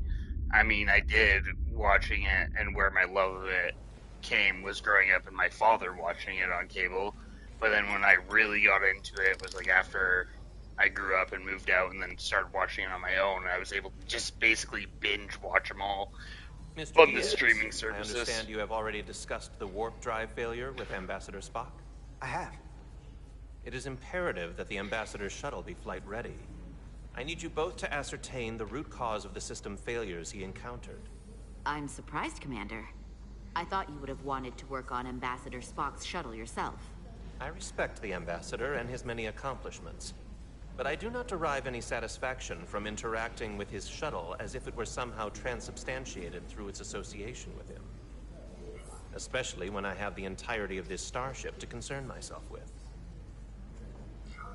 I am not the chief engineer of this shuttlecraft. The Ambassador asked me to take a look, and I'm ready to crack this thing open. Good. You could learn from Mr. Diaz's focus. I'll take notes. Then I will leave you to it. Make note of any abnormalities in your report. Carry on. It seems like he's warming up to us. Yeah. Yeah, I've learned to read them. Even Chobok has to look at that face and know you've earned some real respect. And I have to admit that I owe you one. You were right to make me go first. I don't know what I was thinking. You've pulled me out of trouble how many times? Call it even. Okay. At the very least, maybe I can track down that bottle of Saurian brandy you're still on the hook for. But first, we have work to do.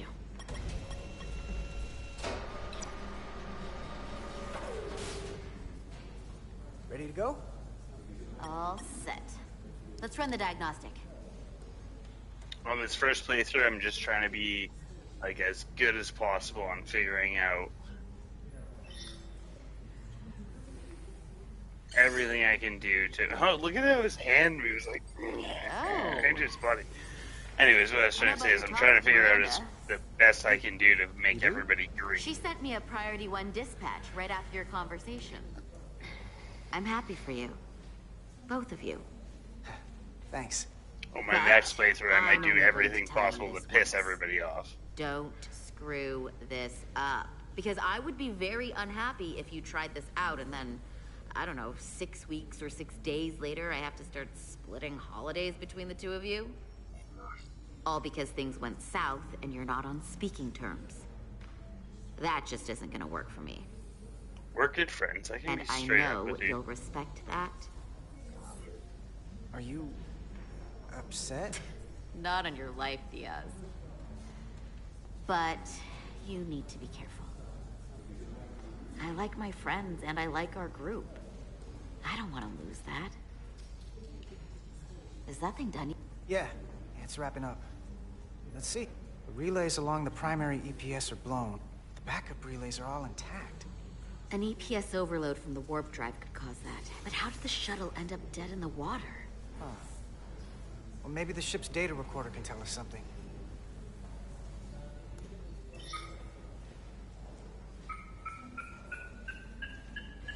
Here.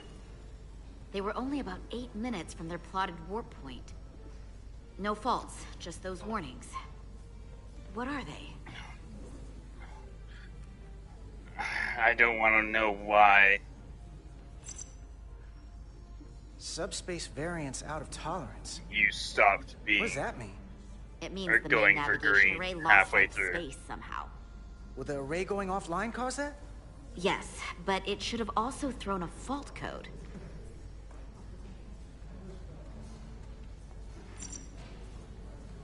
The warp field became inverted suddenly. I've seen this happen when the center warp coil cracks. A cracked warp coil throws a fault code. Still, we should take a look.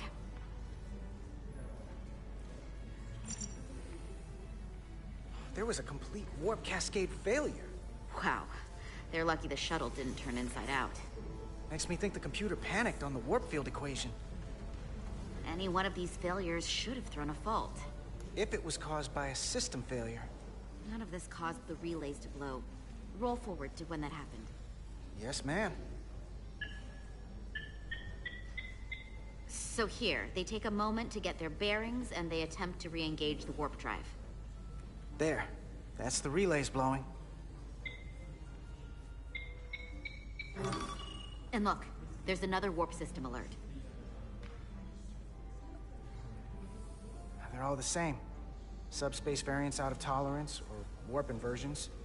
Finally, there's a complete warp cascade failure. Then it's one of two things. Either a warp coil is cracked, or the navigation array is offline. That makes sense. Divide and conquer. You want to check the warp coils or the navigation array? I'll check the other. Let's not overcomplicate this. One of these systems is likely broken. I'll check the navigation array.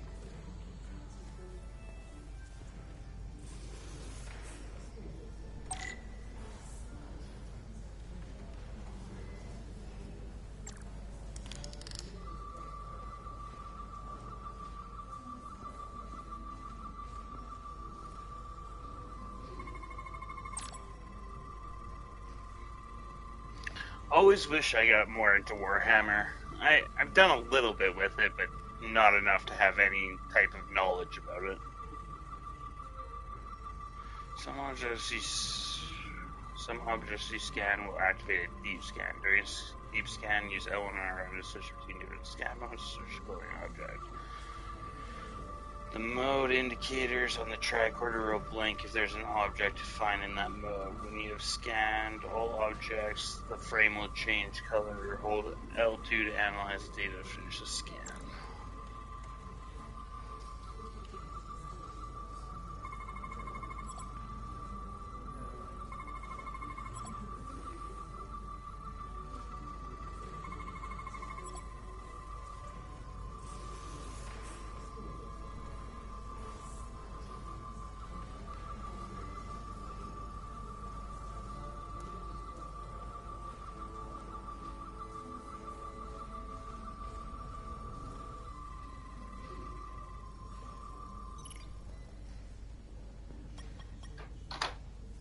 Oh, I gotta pee yet.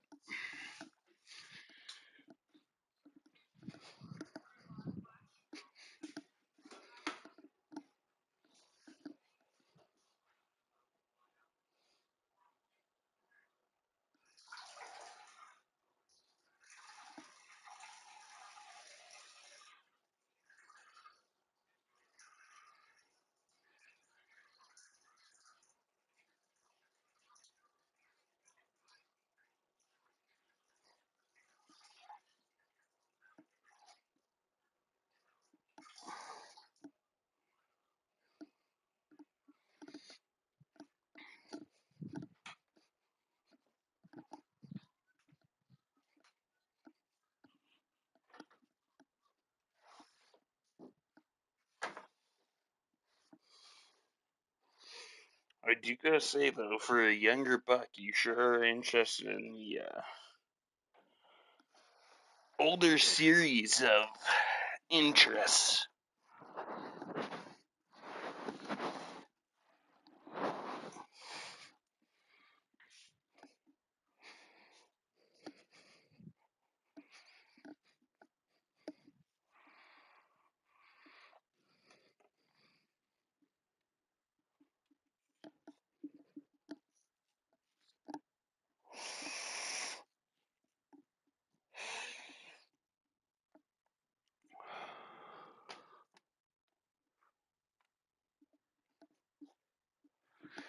The only real thing, I mean, it's not even a real thing. The only like meme I know from fucking Warhammer is get the flamer, brother. The heavy flamer. Navigation array checks out, so it must be a coil. Except it's not. Checked and double-checked. Well, the readings don't lie. Here comes the security detail for the way team.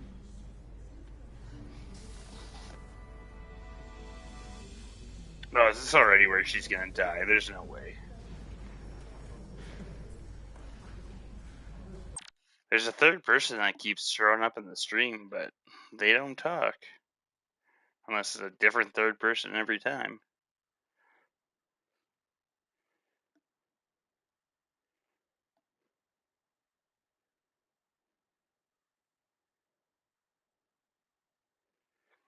Chat with us, you motherfucker. Hey. I'm not here. Oh, don't make it awkward. The negotiating team to the surface as soon as they come down from the bridge. I don't want to interrupt some important work. I was just hoping to see you before I go. The captain and the others will be here any minute now. Should be an interesting ride down to the surface. You're the one with the important job to do. Keeping the captain safe. And Ambassador Spock. It doesn't always feel that way. Baking in the hot sun, standing guard next to an empty shuttlecraft. But it has its moments. Hey, Maris. Aren't these those button pushers you're always hanging out with? And you're the phaser jockeys we always beat in Parisi squares, right? All aboard for Hotari. That another one of the captain's railroad things? Gotta be. I just usually zone out by the time he gets to the whole, steam engines were the warp drives of their day part. Catch y'all later. You don't want to miss your train. I do have to go.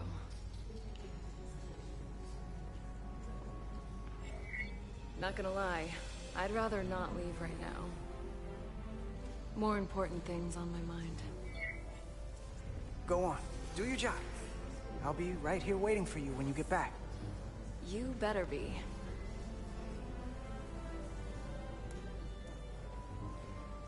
Be seeing you.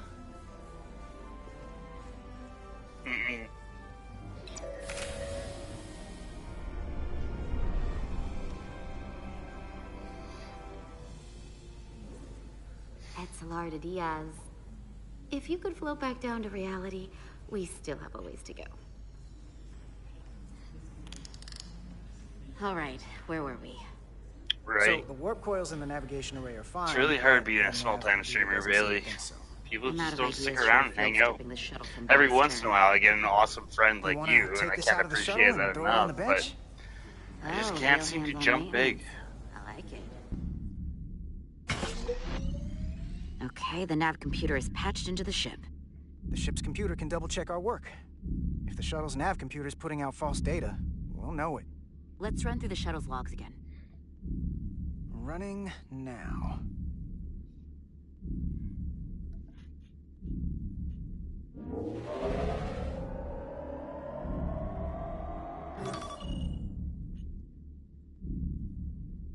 Same. Warp field inversion and a cascade failure. However, the Resolute computer doesn't show the same subspace variance. We're in the same conditions that the shuttle was in when it failed. Why wouldn't the ship's computer get a matching result? What if the subspace variance was a momentary occurrence? That's a possibility, and it would explain why the simulation under our current sensor readings failed to reproduce the issue. But a subspace anomaly strong enough to cause a warp field collapse would leave graviton ripples for days. Let's run with the momentary subspace variance theory for now. Roll forward to the shuttle's attempt to re-engage the warp drive. We need the conditions of space around the shuttle at the moment of warp failure. Resuming simulation.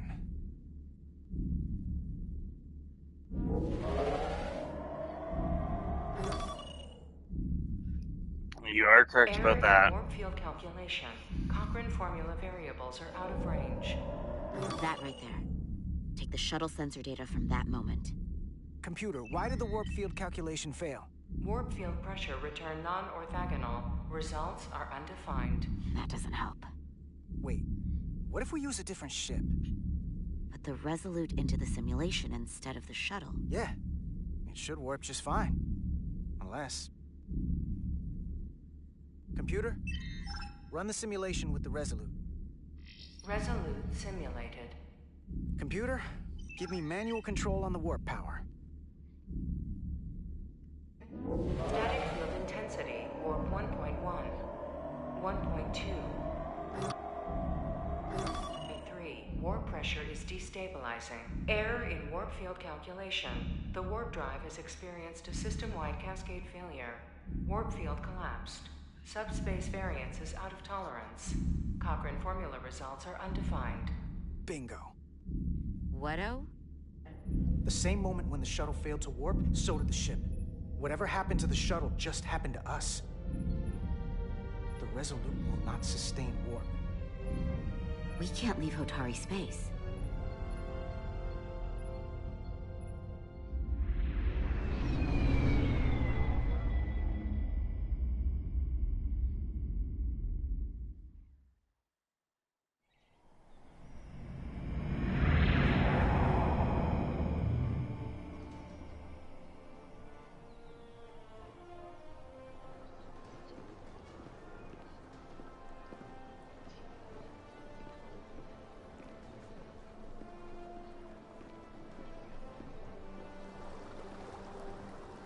Ambassador Spock, Captain Solano, welcome to Hotari.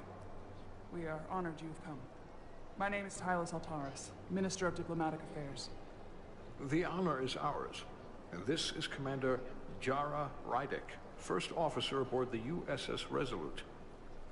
You'll find she has a keen mind and unique insight into the dynamics between the Hotari and the Lydians.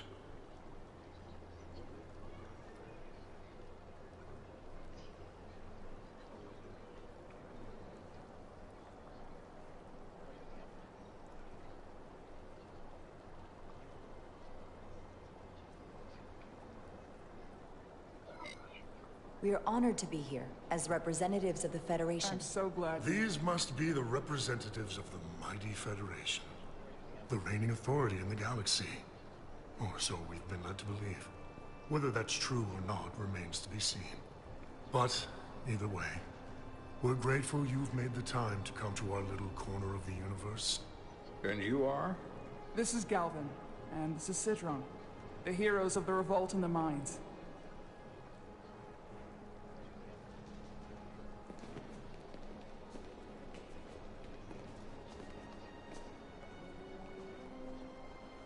Let's hope this is the last time we ever have to come here. If you'll excuse me.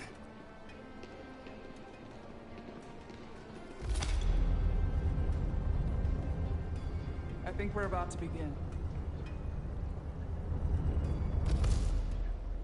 Did you hear the arrogance from that guy? I don't know what we're walking into here. But that guy was something.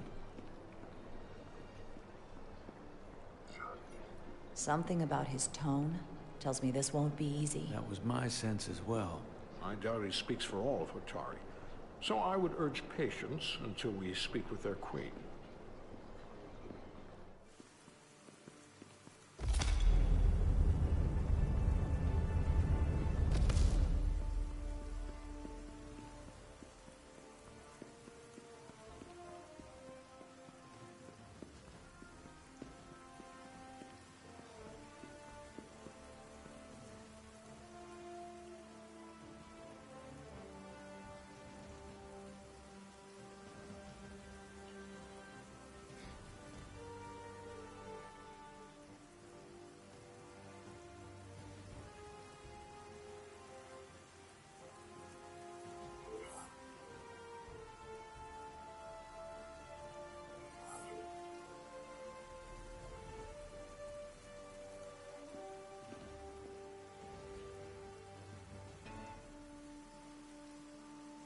Ambassador Spock, welcome to Hotari Prime. The honor is mine, Your Majesty. That the Federation would send one of their most respected representatives is not only an honor to the Hotari people and their queen, but a recognition of our stature and importance. Let's get on with it, shall we?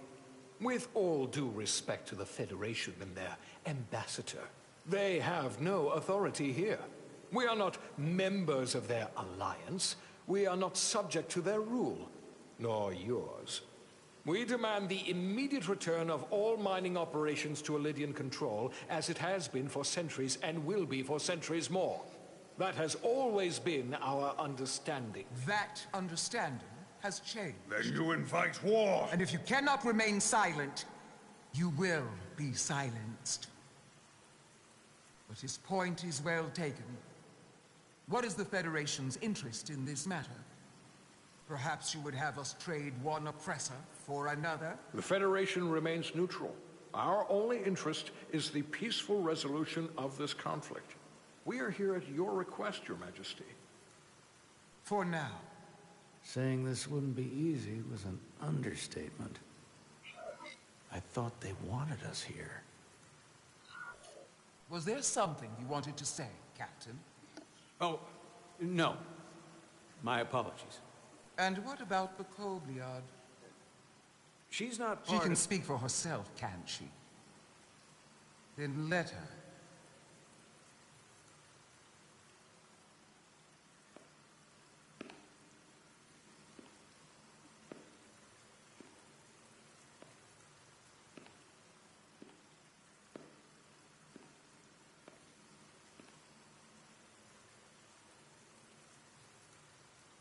Now then, what is your name?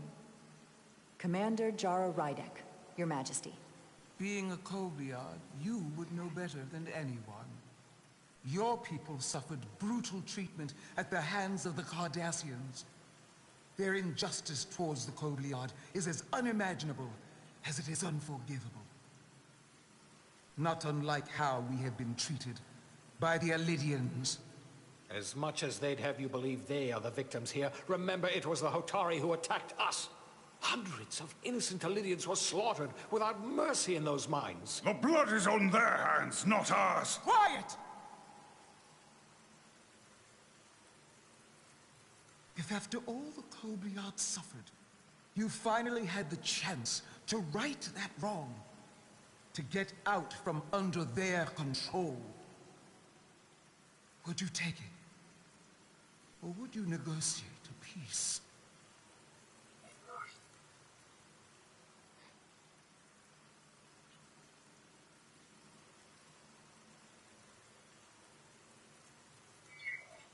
There is no remedy for what the Kobliad suffered. And I fear who we might have become in pursuit of it. There is no justice if the oppressed become the oppressor. So I would willingly accept a peaceful resolution if it were offered. That is the real opportunity. Perhaps, Commander Rydek. Perhaps. Unfortunately, that was not the case, was it? No, it was not.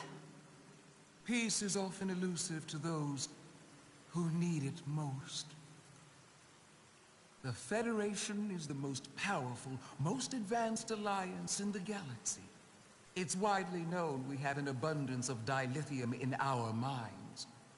And it's in your interest to secure a steady supply. Your Majesty, if I may. Ambassador Spock would have us believe you're here as a neutral party in the interest of peace. So why are you really here? I want the truth, not your Federation rhetoric. It's possible the Federation has an interest in both peace and securing a steady source of dilithium. One does not preclude or prevent the other.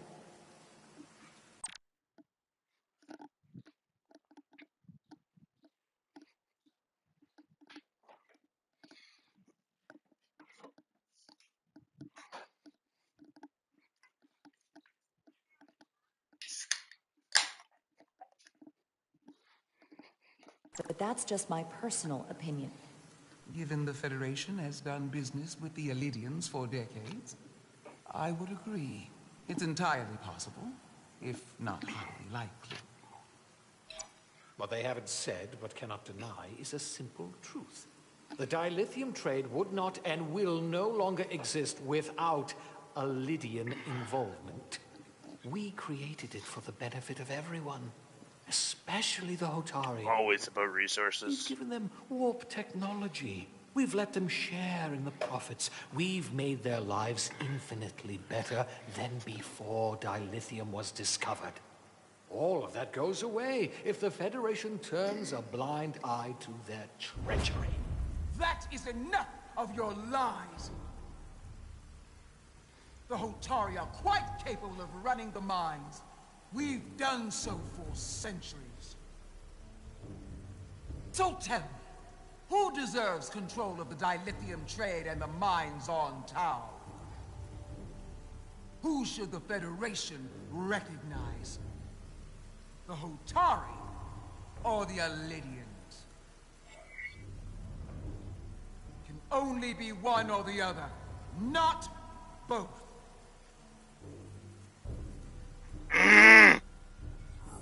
If there can only be one, then it would be in the best interest of all involved if the Elidians resumed operation of the mines. And that is why we should not trust our fate to the Federation. She speaks sense. You do well to listen to her. And you do well to hold your tongue. We will take back our minds by any means necessary. Then you will see more blood spilled. I am more than willing to address your concerns, Your Majesty. Yours as well, Representative. But I suggest we could have a more productive conversation with a smaller group. Perhaps only the most essential representatives.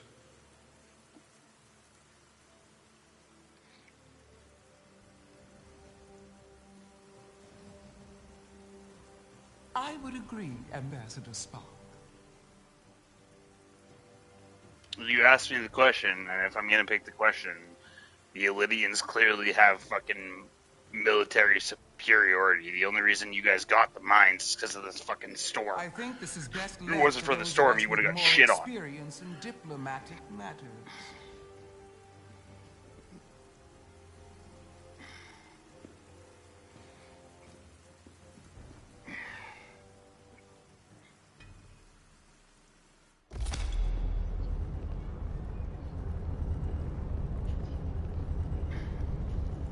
Spock and I will cover everything on the diplomatic front. You make nice with the locals and see if you can get some answers. We need to find out why the Hotari are so willing to risk war. What happened in those mines?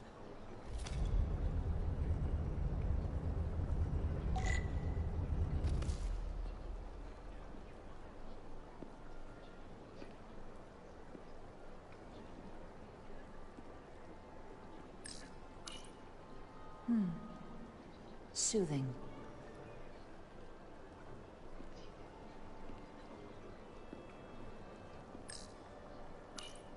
Commander, after hearing so much about the Federation's sense of fairness and justice, I was surprised that you sided with the Elidians. In all honesty, I expected more, especially from someone like you. Even though the Elidians should retain control, the Hotari have an equal claim and should share in the profits as partners. I'm afraid it's too late for that.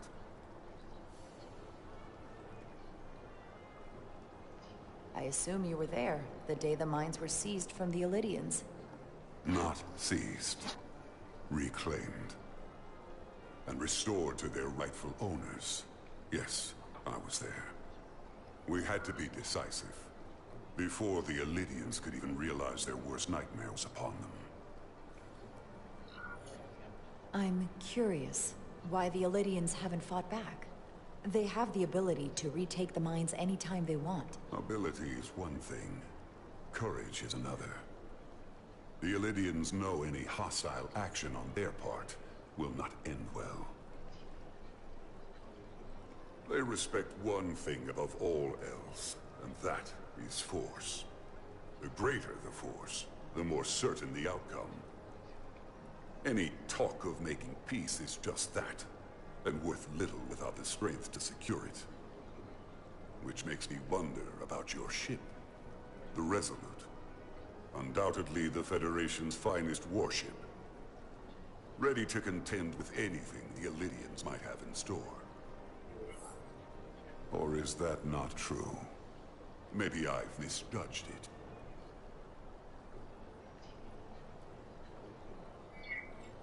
I wouldn't say state of the art, But the Resolute is plenty capable and can hold its own against just about anything. Let's hope so. Because at the moment, it's the only thing preventing them from wiping us off the map. Why would you admit your weakness? A pleasure meeting you, Commander. I'm sure we'll cross paths again.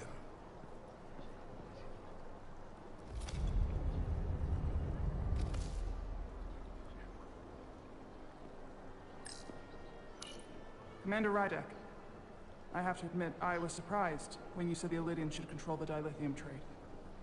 I was under the assumption the Federation was neutral, but maybe I was wrong. I can assure you, we aren't on anyone's side. We are, and will remain, completely neutral. You have my word. I hope that's true, for all of our sakes. I saw you speaking with Sidron, our national hero. I'm curious, what did he say? He seems to be of the opinion that negotiating for peace is a waste of time. Because force is the only blunt instrument he understands. He's a miner, not a diplomat. For the first time in our history, the Hotari have the upper hand. We see ourselves as strong instead of downtrodden. New voices have risen up. Old voices shouted down. Galvin and Sidron have become national heroes. Now, they have the Queen's ear. Better or worse, depending on your perspective. I take it they're against a negotiated peace with the Elydians. Heroes tend to want more of what made them heroic. If it were up to them, they'd wage all-out war and bring ruin upon us all. My fear has been that the Elydians will launch an attack and crush us. You've seen their starship, no doubt. They could have retaken the mines whenever they wanted to, but it never happened. And as strange as this may sound, I'd almost say they're afraid. I just don't know what they're afraid of. It's still the same bluster and bravado you would expect from them. But it has no teeth. Like they're afraid of what might happen. Do you think it has something to do with the ion storm? Right now, it's stronger than ever, isn't it? It's entirely possible. I'm not a scientist, but I do know the storm has knocked out all kinds of systems. So maybe the Elydians weren't willing to risk their ships, given all the interference.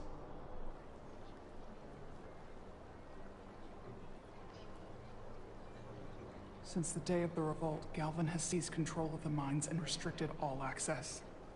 No one's allowed without his personal authorization. And they've taken over a section of the palace with just as much secrecy and security. I'm told it could be something they brought back from the mines. I've made inquiries, but everyone pretends it doesn't exist. I strongly suspect they're hiding something. Are you sure of this? It's been the talk of the palace since the day of the revolt. How can we know?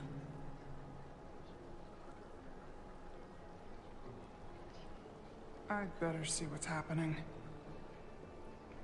Do you think you can find out what they're hiding? I need to see proof of something before I can make my case to the Federation. I can try, but even if I found it, I might not know what to make of it.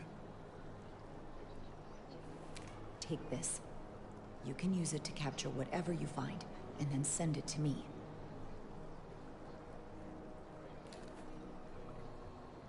Thank you. I will let you know what I find. And I look forward to our meeting again.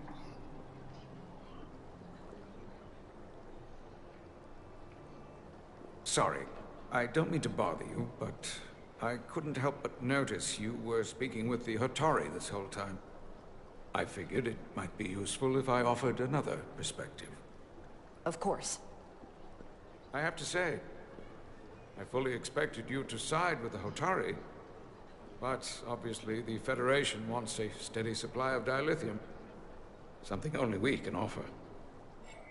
Without Elydian involvement, there is no dilithium trade. Left to the Hotari, it would be nothing short of a disaster. Restoring the status quo and returning the mines to Elydian control offers a stability that can be mutually beneficial. Well said. In that case, everyone wins and there's no need for bloodshed. Major Solid Arminta, Special Attaché, Elydian Armed Forces. Pleasure to meet you, Commander. I have my issues with the Hotari, but I have to give them some credit. They know how to seize an opportunity. Inciting an uprising the same day as a massive, once-in-a-lifetime ion storm. Our assumption was that this storm was just an anomaly. Yes, a very convenient anomaly. At least, that was what we were told. Of course, I wasn't there. But who am I to say otherwise? You should know better than to believe everything you're told. Well, the official story is that it was the storm that enabled the revolt. How else do a bunch of unarmed, unorganized miners seize control of an entire moon, much less thousands of mines? But I've talked to people who were there. They tell a different story. They say they're lucky to have escaped with their lives. That it was more than just the storm. That somehow the miners were able to harness the energy from the storm. I know it sounds crazy. I'm not even sure I believe it myself. But that's what they said. You said the Hotari were primitive. Well, they are. Except for the part about weaponizing ion storms. If you'll excuse me, Commander Ryder.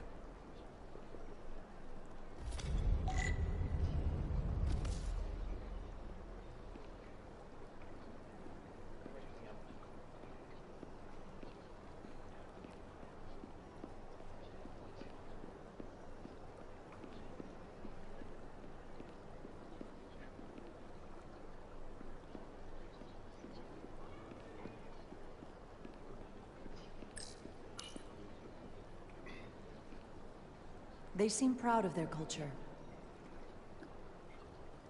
Pride can lead to rash action.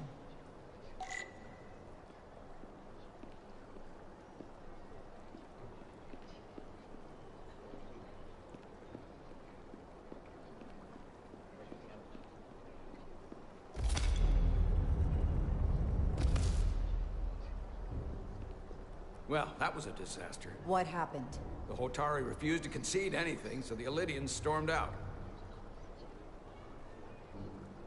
The Hotari did not invite us here as peacekeepers. I hope your efforts were more fruitful than ours.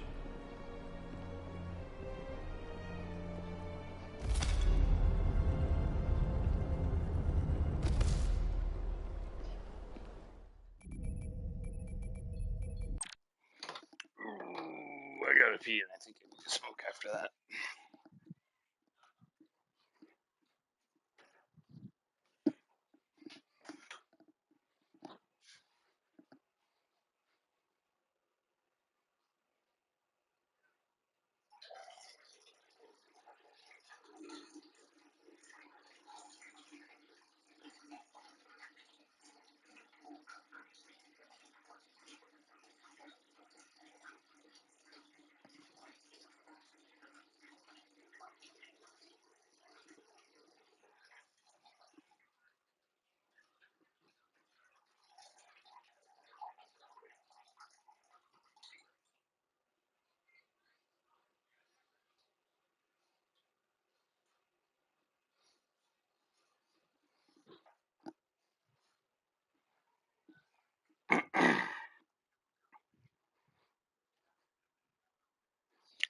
I only got 2 likes, and there's 3 people here, so somebody better give me another like. I'm going out for a cigarette, though. I'll be right back.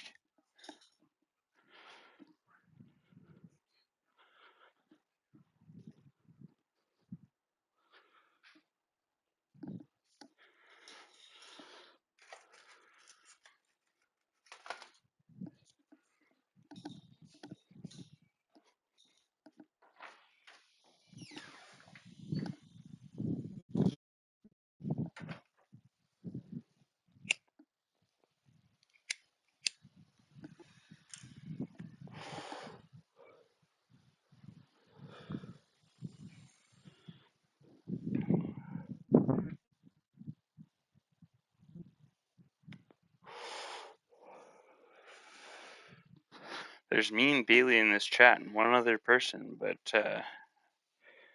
you're not chatting. And I've only got 2 likes. I don't know if Bailey's liked my channel, or at least this stream.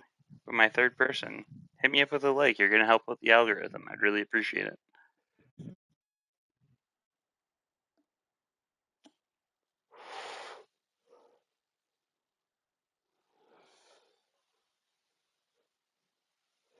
So typically what I've found when somebody's watching it but is unable to chat, it's because they don't have their own channel. Which a bunch of people get skeptical of. They're like, oh, I gotta make a channel. But it's like, really, you just make a channel. You don't have to post anything. But at least if you make a channel, then you can chat in streams that you watch.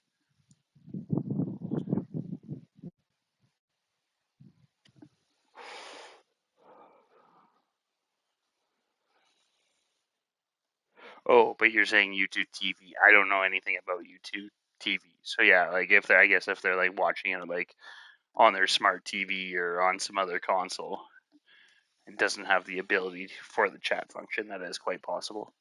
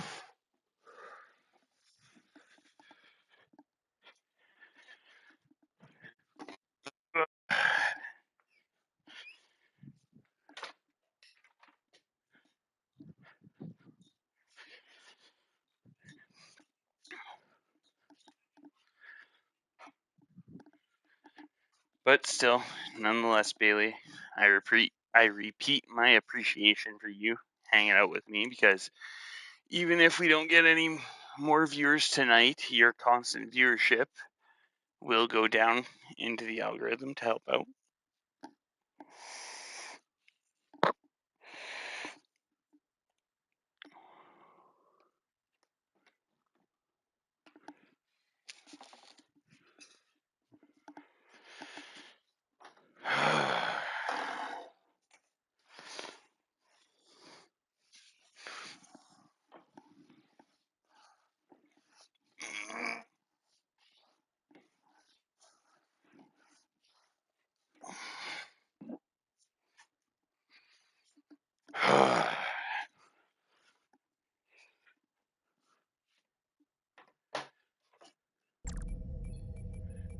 Gravitational harmonics failing to resolve.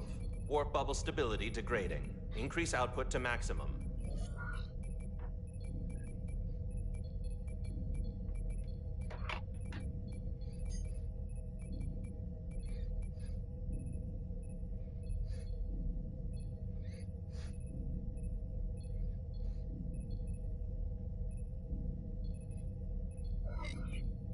Increasing warp output to maximum. It's happening again.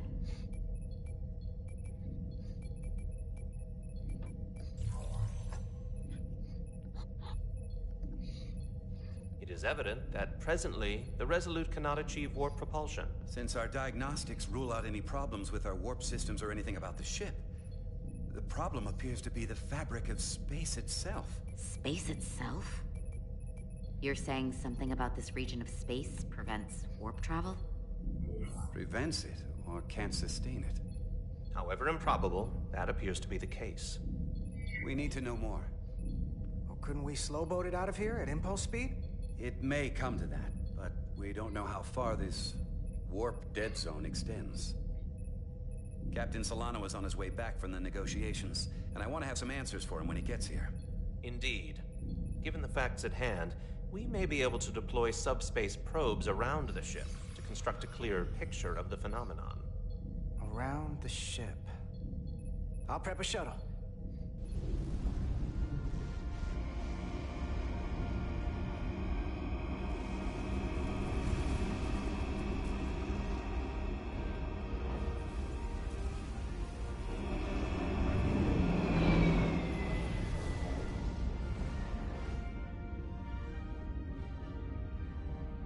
setting up a waypoint at a distance roughly corresponding to the edge of our warp field. When we get there, I'll deploy the first probe.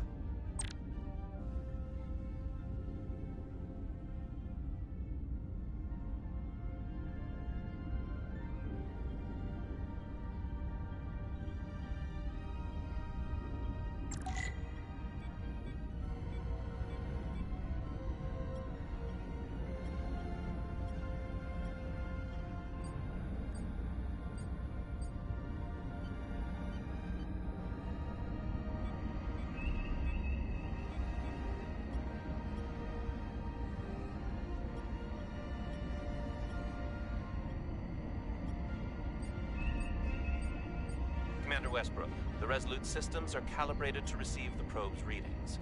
We are standing by to reproduce the warp field collapse after the first probe is deployed. Thank you, Mr. Chovak. We'll be in position shortly. And, Mr. Diaz, do take care in piloting the shuttlecraft. Now is not the time to indulge in the human penchant for joyriding. Chovak probably isn't such a fun guy to work for, huh?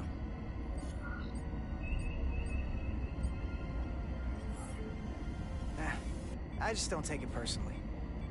At least I try not to. That's a very mature answer. Shows a positive attitude on your part. Remind me of it when I start complaining to you about the ship's new first officer.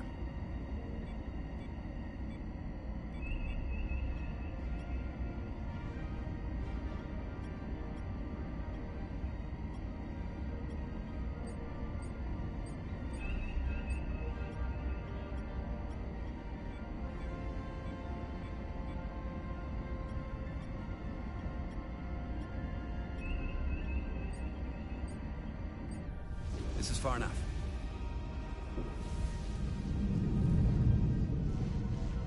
Transporting the first probe into position.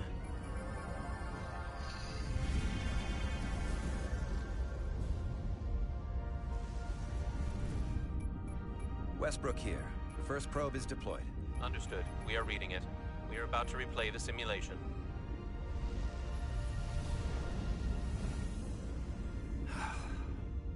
Problem? I'm just not getting any traction with her. Commander Rydek. She rejected my plan to use a deflector pulse against the storm surge. She didn't listen to me when you were out on the hull and I was trying to make it safer for you. I'm not saying there's anything wrong with the new XO. I'm sure she's a fine officer, even if we don't see eye to eye. But she didn't go through what the rest of us did. You know that. And it's hard to figure out why she'd be the one Solano chose instead of, well, one of us. I've heard some good things. You should at least give her a chance. I'll take that under advisement. Test is running. Warp field collapse in 3, 2, 1, mark.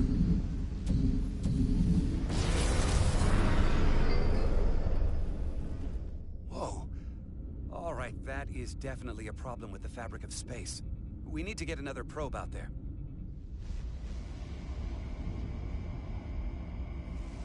With 2 points of data, the Resolute and the probe, we've managed to get an interference pattern.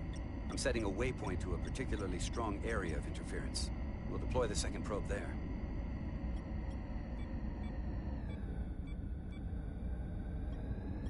Listen, I'm gonna give you a piece of advice I wish someone had given me. Make sure you're never just one thing.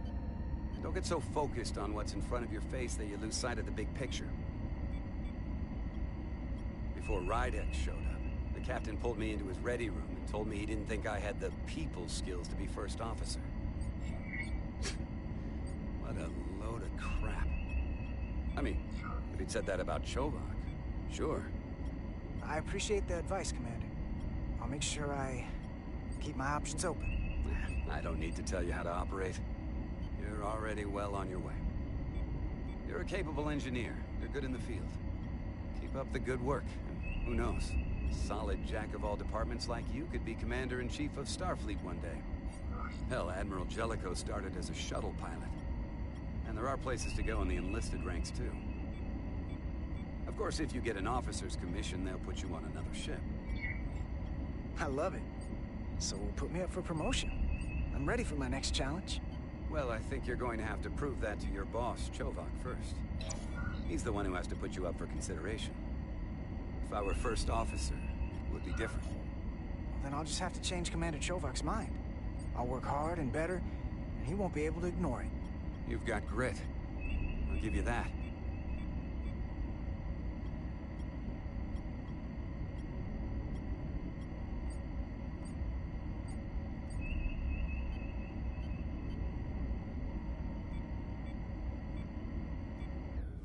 Here. This is close enough. Stop the engines. Deploying the probe. Westbrook to Commander Chovak. We're ready for another sampling of data. Very good. Yeah, you're right about being able to focus on the game more, but I mean, the whole point of streaming is supposed to be about connecting with people, right? There it is again. I saw it. It seems to be directional. Well, what about the scans? Anything?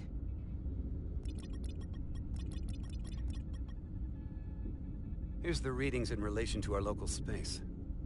We've got the Resolute, Otari Prime, and the probes. All this interference is overloading the sensor buffers. We're gonna have to triangulate the sensors manually.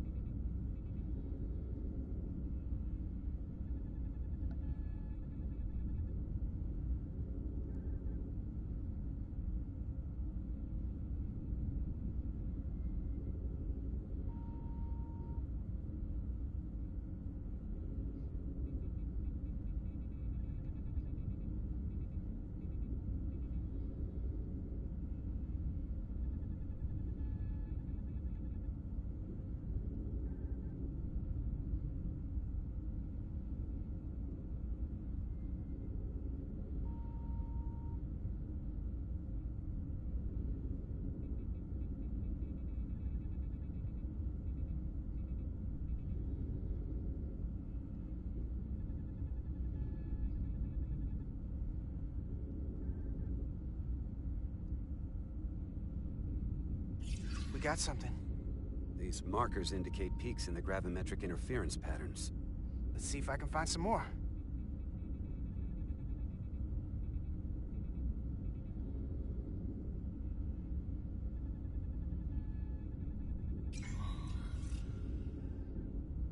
Hold up. This is coming from the moon. A beam that blocks warp travel. Aimed right at us. Someone is doing this intentionally. I don't know how they're doing it. This is like nothing I've ever seen. We're under attack and we didn't even know it. We need to stop them. Unplug whatever it is they're hitting us with. Now, look here. It's current readings of the ion storm. These concentrations, they line up with the interference pattern. The storm and this beam, they're coming from the same place. Carter, whatever petty local conflict brought us here, it's just a small part of something much bigger.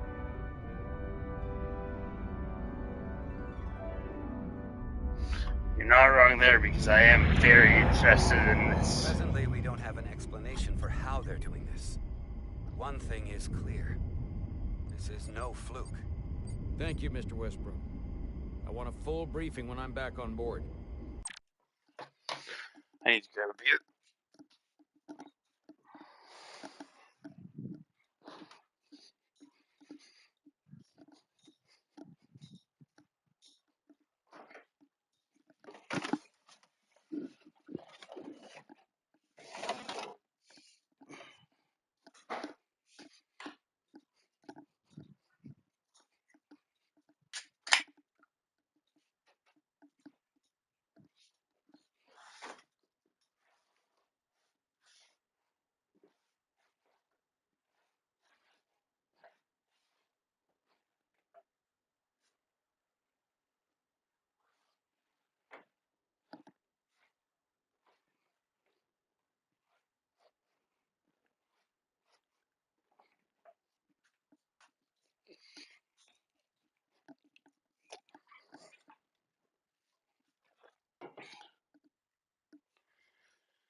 But also on the fact of being small, I also want to get big so that I can start earning some money on my stream, because that would be super cool.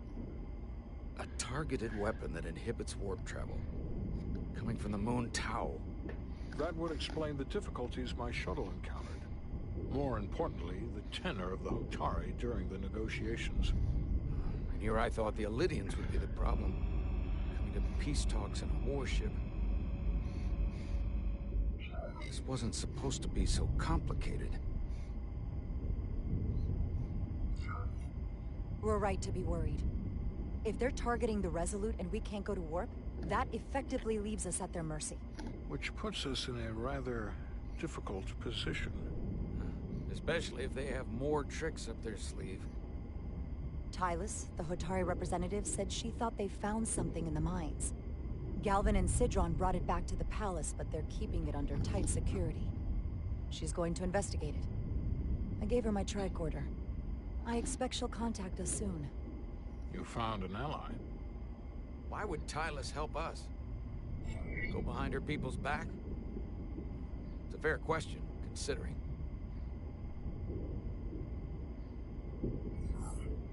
She's worried that her people are being dragged into something that isn't going to end well for them. She's trying to save them. That may be true. She's certainly more likely to help than the other Hotari we've met. That raises another question. Specifically, what do the other Hotari have to gain in bringing us here, only to make this hostile maneuver against us? There must be some motivation. Unless they changed their minds between when they asked and when we got here. Sidron was very curious when we spoke outside the Queen's chamber. He wanted to know all about us, our ship, the Federation. He wasn't giving any answers. He was looking for them. Well, I'm sure you didn't tell him too much. I don't think the Illidians know what's really down on that moon either. Major Armintas said the revolt defied explanation. That the Hotari miners somehow harness the energy of the storm. Harness the energy of the storm? Doing that is beyond even our capabilities. So is a weapon that disrupts warp travel. There have been civilizations and entities, both past and present, far more technologically advanced than the Federation. The Illidians and Hotari don't fall into that category. But that is all the more reason to investigate further. Commander Rydek, sorry to interrupt. We've received an urgent call from Hotari. The Queen's advisor, Tylus, has asked to speak with you. Put her through.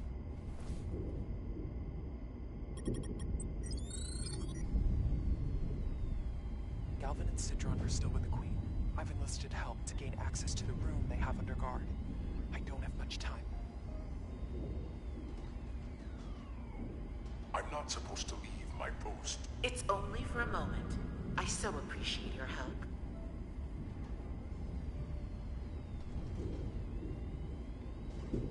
I found something. I'm sending you a scan.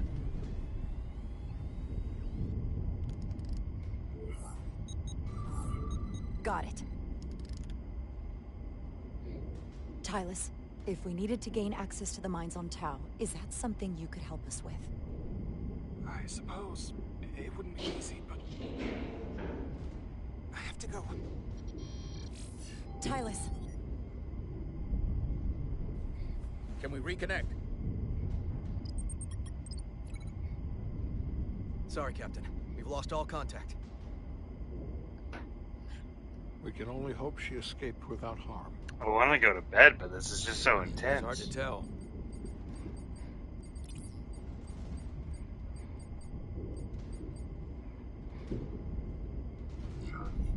We have to help her. Send another shuttle. We're not doing anything yet. Not until we know more. Let's see the scan of whatever the hell that was.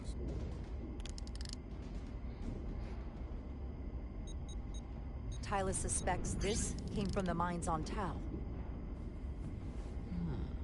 It appears to be of ancient origin, but the markings are unfamiliar. We can run a full analysis when we get back to the Resolute. But if this came from the mines, then it might be the key to how they got the upper hand against the Illidians. Then we have to go into the mines. The Federation would not allow that. We're, after all, sent here to be a neutral party in a peace negotiation. However, we could demonstrate that the Hotari have acted in bad faith. which would enable us to investigate the mines on Tau with full justification. But of course, we would need conclusive proof before taking action. Otherwise, it could put us in a difficult position. Whatever this artifact is may be proof enough. At least to satisfy the Federation. Especially if we can show the Hotari are controlling the warp disruption. And targeting the Resolute. We may have a better understanding once we analyze the device. But a mission to the mines, covert or otherwise, is not out of the question. And I will handle the Federation. Fuck yeah, you will, Spock. Fuck yeah, you will. As I was telling Carter, I want all the data I can get on this warp problem. And the negotiating team's shuttle has been recording data all the way back from Hotari. Even better than our probes. So pull the sensor and engine ISOs from the Melville when it sets down. Will do. I'll join you and Shovak down in engineering to run another analysis after the briefing.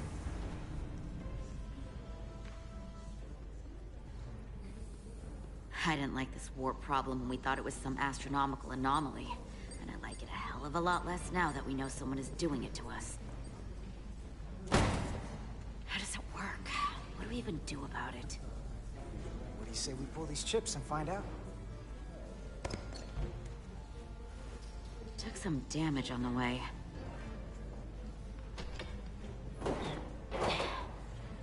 That ionic interference scored the hull plating. Might be some micro welds. Let's try pulling together. All right. 3, 2, 1. It won't budge. Gotta be the storm damage. We need to... Welcome back. Any excitement down on the surface? Excitement? No. Nothing like that. Hey, can you hand me the EJ7 interlock? From the toolbox. I don't know what that is. Not much use for one on a security detail, huh? Carter? Yeah, I'll get it.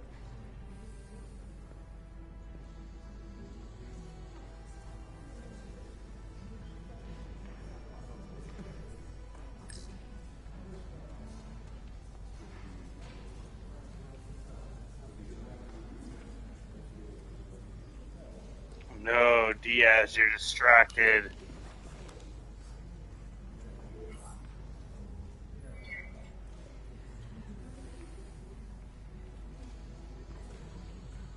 Okay, I'll apply pressure while you decouple the panel.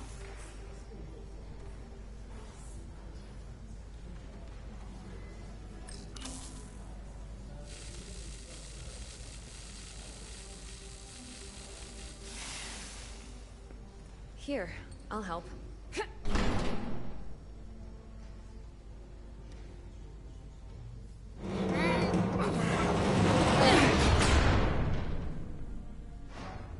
We've got this.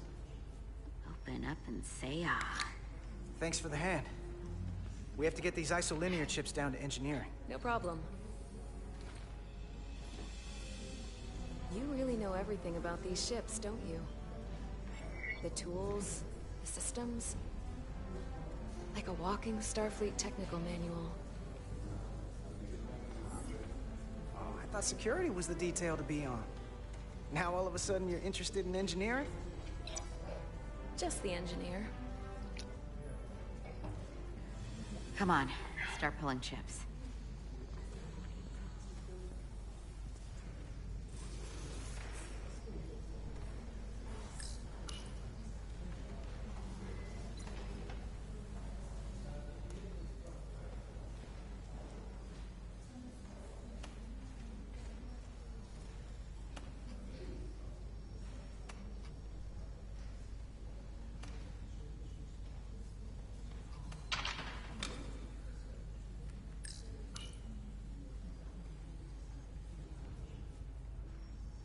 What's this? Some kind of crystal formation?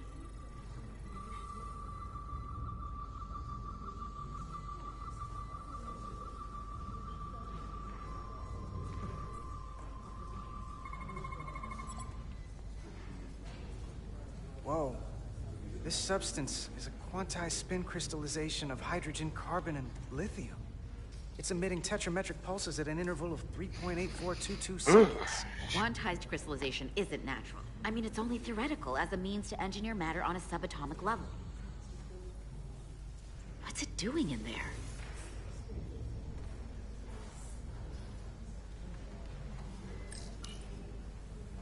No, don't grab it. That's so Wait. dumb. Regulation 364, subsection 9. What? Regulation 364, subsection 9 orders that in the case of an unknown foreign substance infiltrating a sealed system, it will be placed in secure confinement before further examination. Retrieve a containment module. Don't you think we're more equipped to deal with whatever this is? No. Before anything else, this is a security issue. You don't even know what this is. Which is why we need to study it. Once it's contained. Well, if it's not natural, then someone might have put it there. It could be a tracking device. Some kind of sabotage. Or even a bomb. Which is why we need to get it to the containment lab. Come on. I can't make an exception. Not even for you.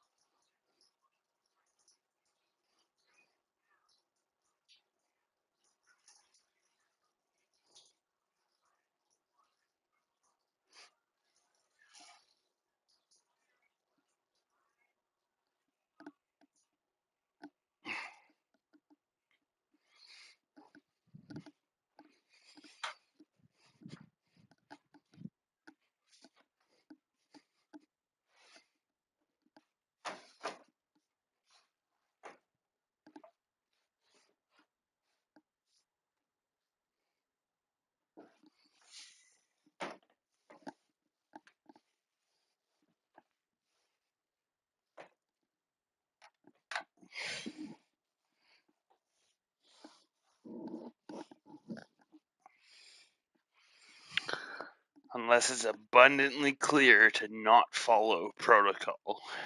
Like, unless you have an absolute reason to prove that you should not follow Starfleet protocol.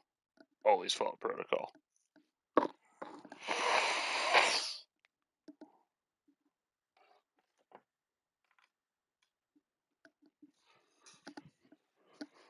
I'm still going to report these crystals to Commander Westbrook when we send the shuttle data. And I will inform my superiors.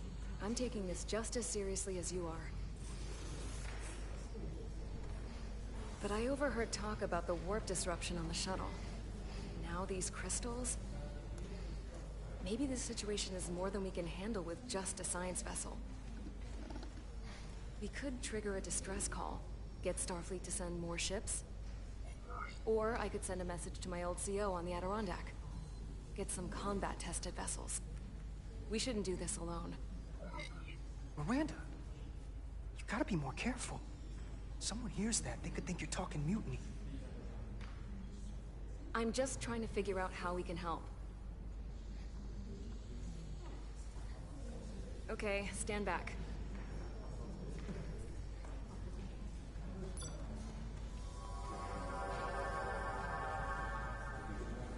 Get this to the containment lab. We'll get it set up for you. I'll let you know when it's safely confined. Oh, we'll be there. Last thing you want is to study this down in main engineering and have it explode next to the warp core.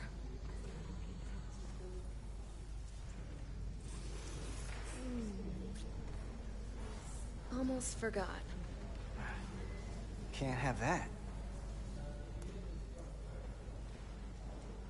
For a second, I thought she'd gone cold on you. Like she might have changed her mind. But I guess this whole situation has her spooked. Maybe she knows more than us? Or it's because this is all happening so fast? But she usually doesn't scare easy. Well, of course she's taking it seriously, but that's her job. If she's on duty, she's gotta be on the lookout for danger. Yeah, but talking about sending a distress call on her own? That's going too far. She was probably just thinking out loud. I'm sure she'll come to her senses. This mission has enough complications stacking up. Now, we'll get through it. You, me, and Miranda too.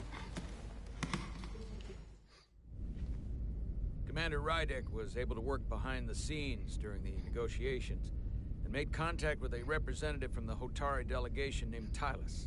She mentioned an unusual artifact of unknown origin being held under tight security within the Hotari Palace, which she believes came from the mines on Tau. Now, this artifact might have a connection to the revolt, to the storm, and to the warp disruption we now know has been targeted at the Resolute. Commander Rydek, if you want to take it from here. Of course. Tylus managed to infiltrate the heavily guarded location within the palace and sent us these scans using my tricorder. It appears to be some sort of control panel, possibly connected to the warp disruption weapon originating on Tau. Of particular interest is this symbol, which we couldn't identify the origin of. The Federation database has records from a vast number of civilizations. If anyone from Starfleet has come across this before, the system should recognize it. Cross-referencing with Federation records. Displaying symbols from Federation database with a 90% probability of match or higher. Select a symbol to further analyze.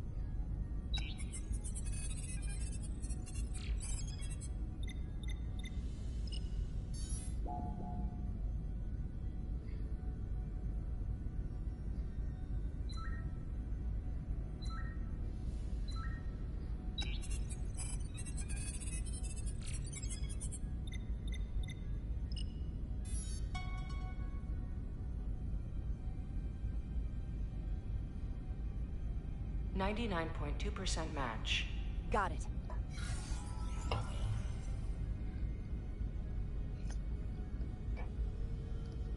So, what are we looking at? The design and composition indicate this is a glyph associated with the ancient Khan Empire. Their civilization collapsed over 600,000 years ago, but once spanned millions of systems with a population numbering in the trillions. Fascinating. The Takan were once the most advanced, most powerful civilization in the galaxy. Is it possible the Hotari found Takan technology? I wonder if they even know what they have. Our knowledge of the Takan is limited. I have only encountered passing references to them. I can't speculate about how much they know, but one thing's for sure. They know how to use it. Indeed. Which might explain how they seized control of the mines. And targeted us with a weapon that prevents warp travel. Computer, what is the last recorded discovery of other Takan artifacts?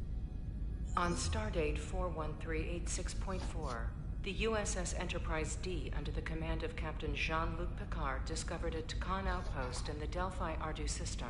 According to the mission summary, an unbreakable energy-draining field was deployed against the Enterprise and a Ferengi ship. The Enterprise was only able to escape after negotiating their release with an entity known as Portal 6-3, Guardian of the Takan Empire. Unbreakable energy draining field. It starts to make sense. What else is there? There's a lot here. Let's take it piece by piece. Select the aspect you wish to learn more about. Someone from the Takan Empire is actually still around. Or at least was, 16 years ago. Computer, what other information do you have on Portal 6-3, Guardian of the Takan Empire? The entity known as Portal 6-3 is of an unknown nature. A biped humanoid, he was unaware that the Takan Empire no longer existed at the time of the encounter. He was able to control the crystal-based technology of the Takan outpost through apparent telepathic means. It was by his choice that the Enterprise was released from the energy draining field after Commander William T. Riker of the Away Team argued on behalf of both Starfleet and the Ferengi. Telepathic control of their technology. As I have said, they were the most advanced civilization in the galaxy.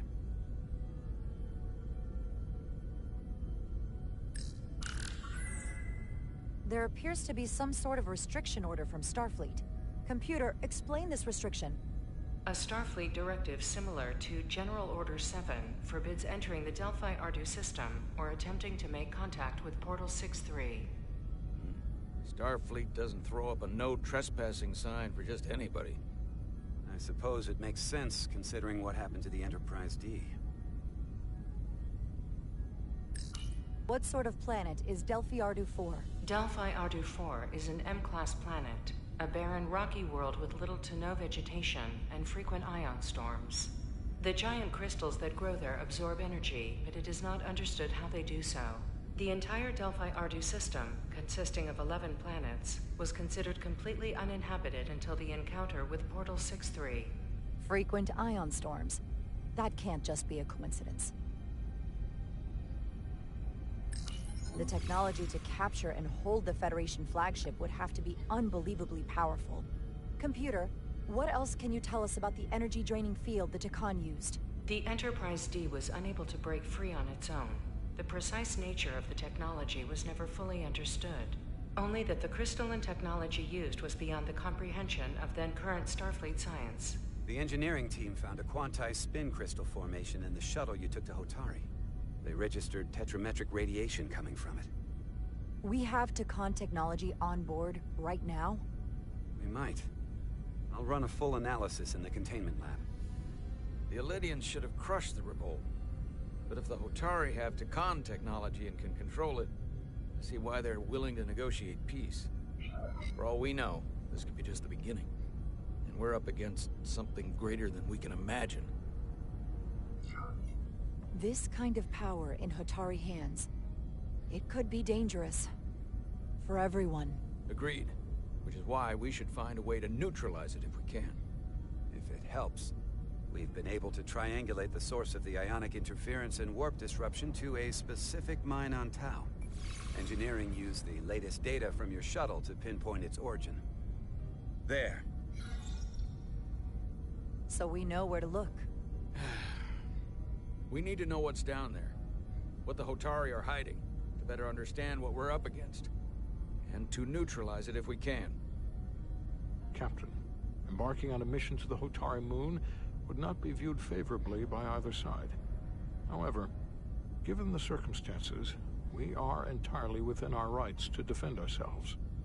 I just want to make sure this doesn't blow up in our faces, which is why I'm thinking of sending Commander Rydek on a covert mission to Tau. Assuming you're up to the task. It would require absolute secrecy. And obviously, it's not without risk. I'll get the away team in and out. They're in safe hands with me. Under normal circumstances, that would be the case. But given the sensitive nature of this incursion, I'm afraid you'll have to go it alone. I'm hoping Tylus can accompany you. The priority is to avoid detection. It's a calculated risk. The last thing we need is to get caught and then blamed for violating our neutrality and aggravating an already tense situation. We can't afford any mistakes, which is why I've chosen you. Yes, sir.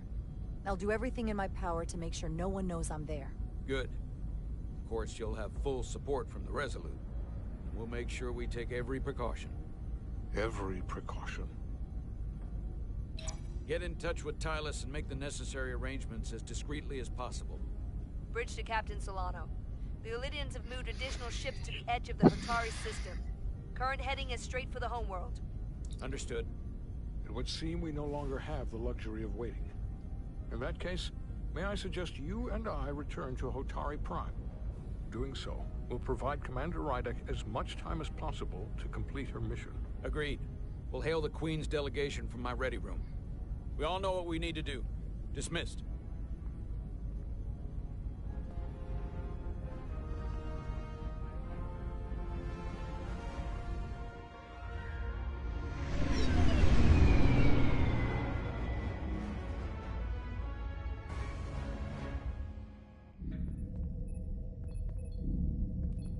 Petty Officers Diaz and Edsolar, where is the crystal formation that you found in the shuttle? I have tasked Ensign Calloway with performing a full analysis of the tetrametric pulses. Security brought it to the containment lab. I was just there. They don't know anything about it. Security never checked it in. Miranda never got there?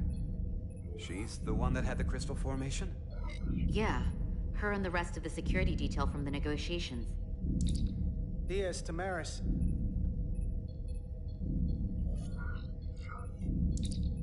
Carter Diaz to Miranda Maris.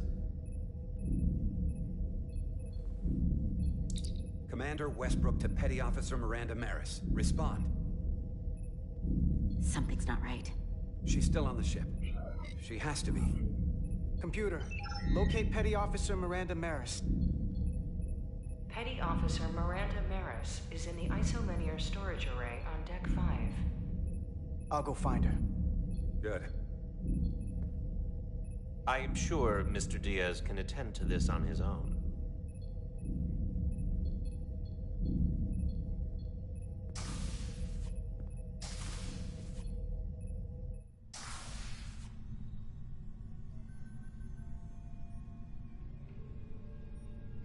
I'm guessing this is the midway point where my decisions start to change.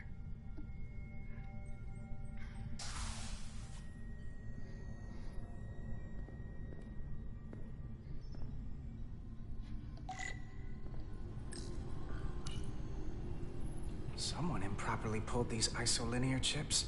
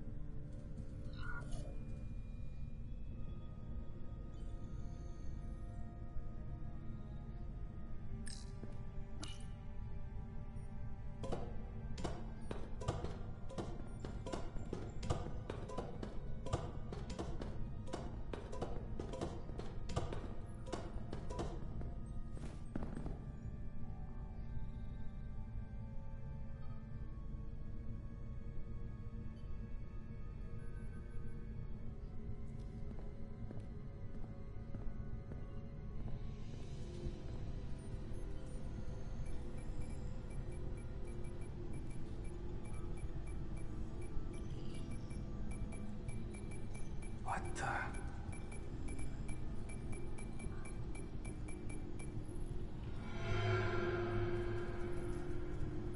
Oh, it's just you. I'm busy right now.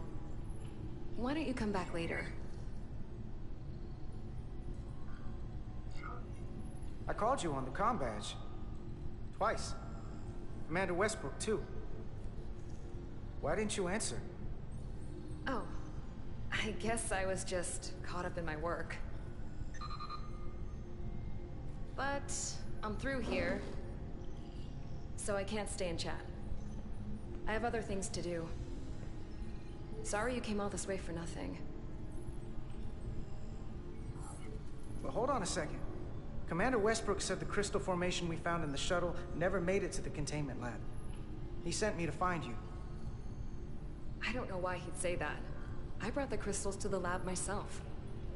Whatever he told you, he got it wrong. All I know is where I left them. Well, if you took them there, then that means we must have some kind of security breach. Those crystals wouldn't have just got up and walked away on their own. So, report it to security. I'm telling you right now. Fine. I'll call it in for you. Look, I appreciate that you came to check on me, but I'm fine. You worry too much. We're on a starship. Nothing's gonna happen to me here. That's not the only reason I'm here. I need to know what happened to those crystals. Will you drop it? I don't like being interrogated, Carter. Hey, wait up!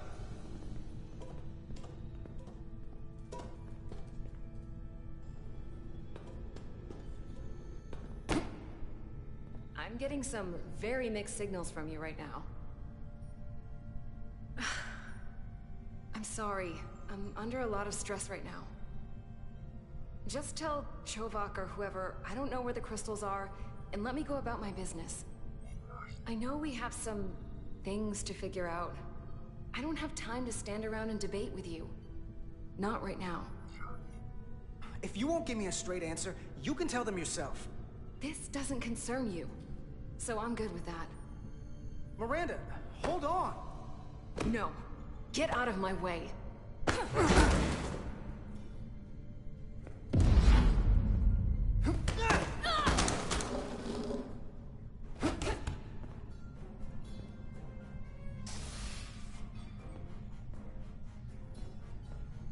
So I see you found each other.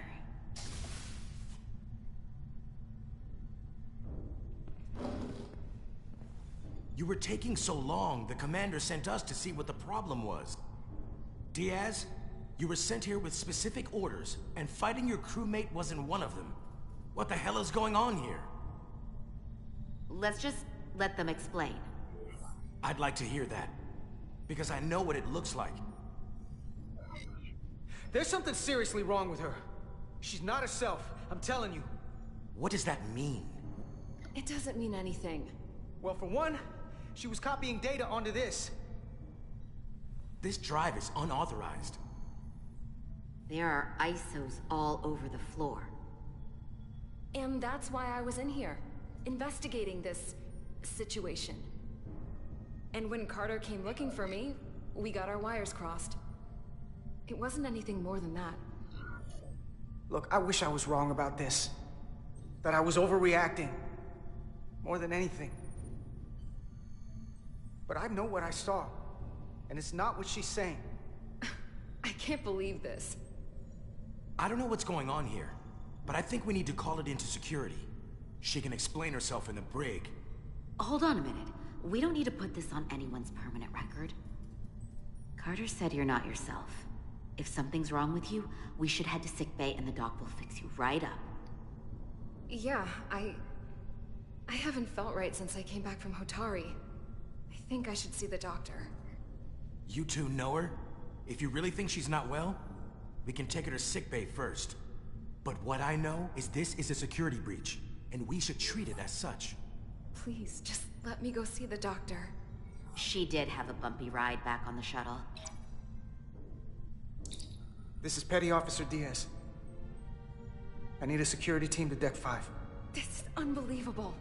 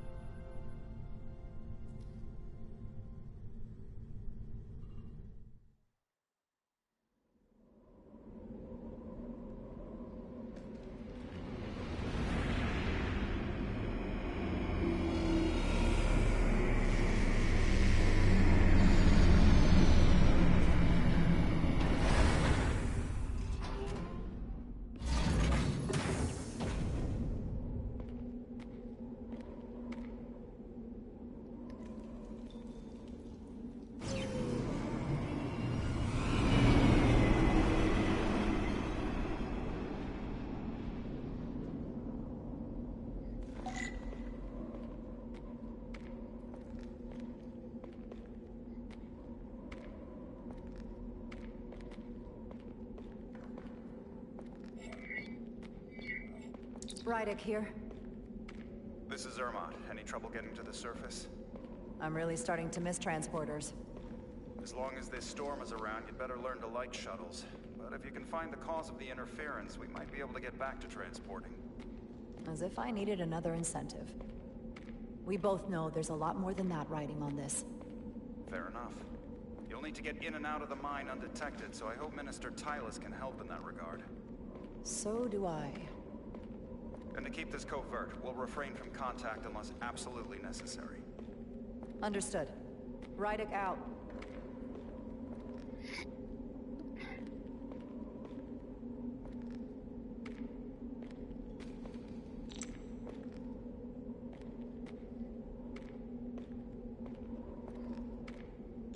I can crouch under this.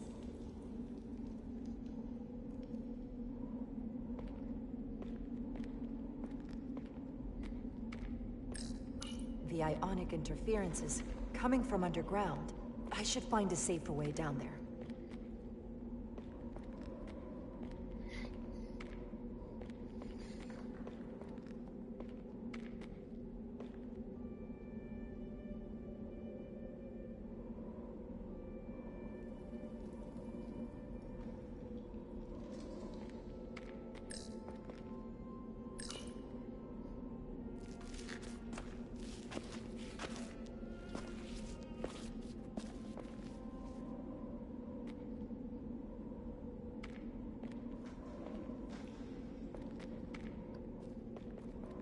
I saw your shuttle take off. Hopefully no one else did. It's good to see you. Even under these unfortunate circumstances. When you called to give us a scan, it sounded like they caught you. I was worried you'd been hurt. It was nothing I couldn't handle. Lead the way. I'll fill you in on what we've learned about the situation. Follow me.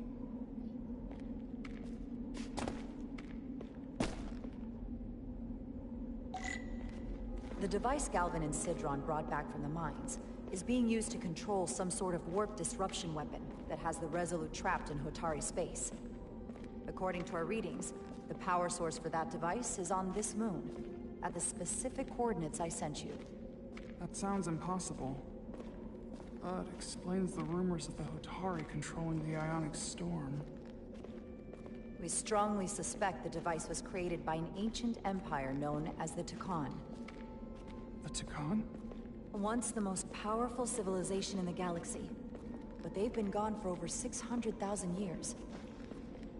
It's hard to believe there's something like that on Tau. Which is why I need proof.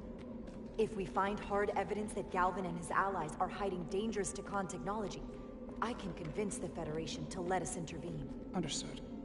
We're almost there.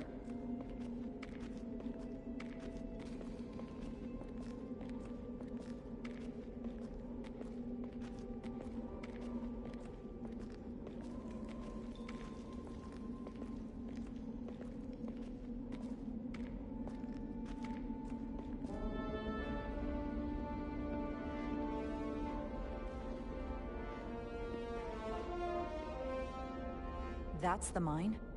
Prospect 614 North, Subdivision 20. It's enormous. Just one of the thousands across Tau. The pride of Hotari. How do we get inside? The structure that circles the mine has entry points for transporting equipment into the lower levels. They're guarded, but nothing I can't get past using my authority. Well, that's good to hear. As long as you can avoid being seen, I should be able to talk my way past any miner. And provide a little distraction for you in the process. How do I avoid being seen? You don't use the door.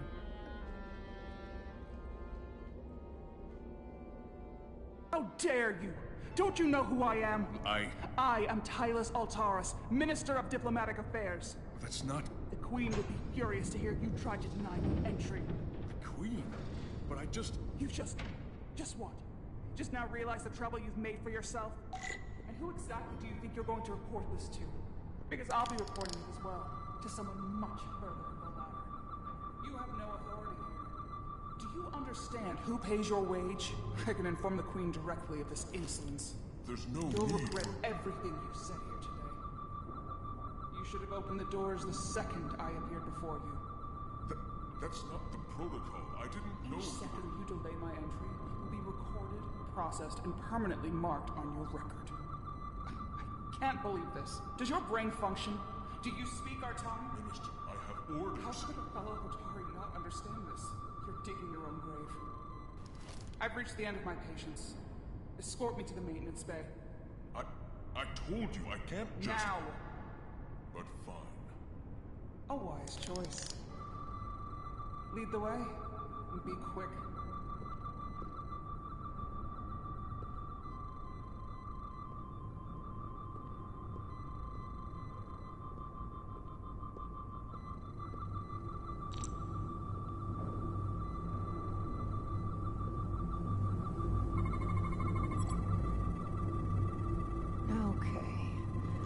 Let's get a look inside you.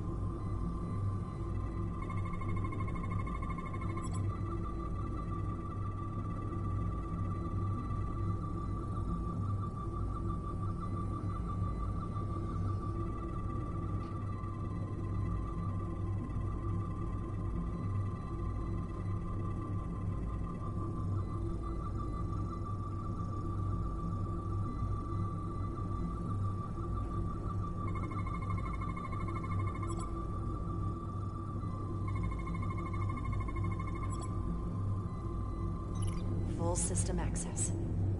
Let's see if I can just... Bingo.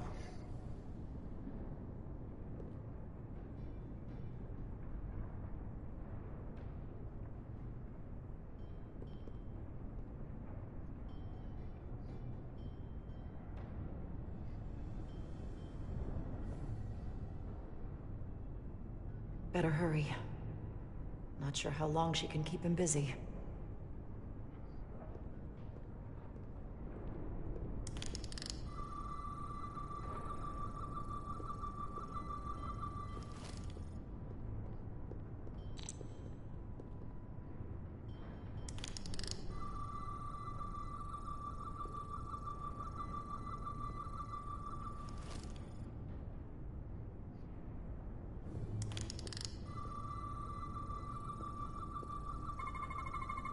Something in here is keeping that door closed.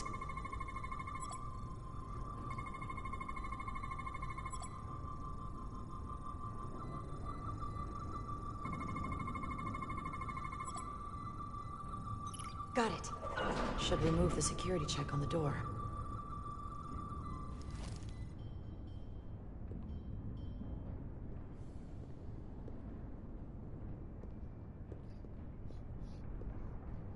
What door?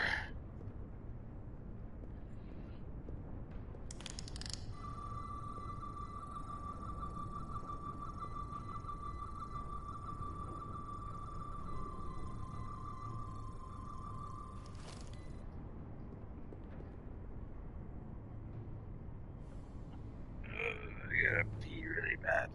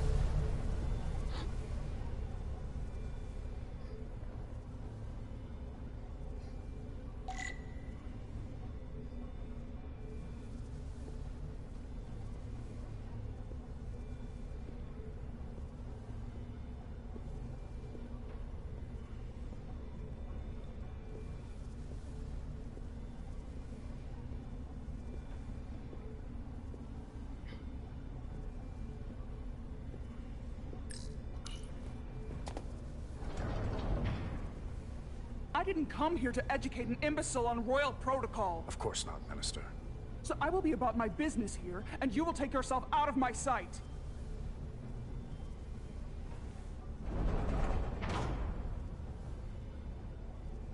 There you are. You really let that guy have it. It worked, didn't it? I'm used to having to throw my weight around. Hard to get anyone to listen to you otherwise. I'm impressed. I didn't know you had it in you. There's a lot you don't know about me. Underestimate me at your peril. The catwalks were booby-trapped.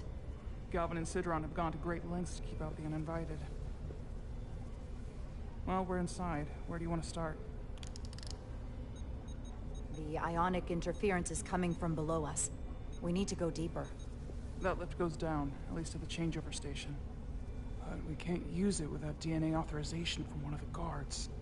I have an idea, but we need a few samples of DNA from the miners who work here. Samples? Fingerprints, sweat, blood. Which will trick the machine and get us control of the lift. That's the theory. Let's test it.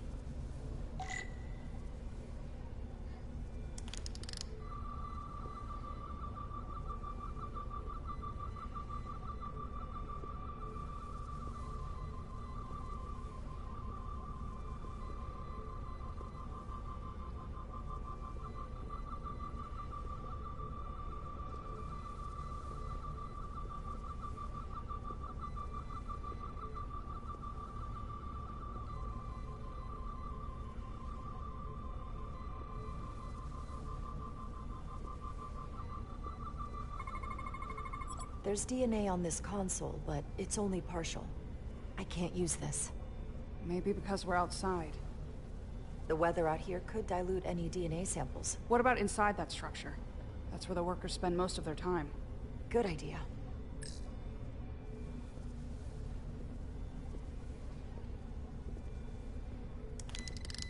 Wow, that is a lot of DNA. I should look for the most concentrated spots. I can use this.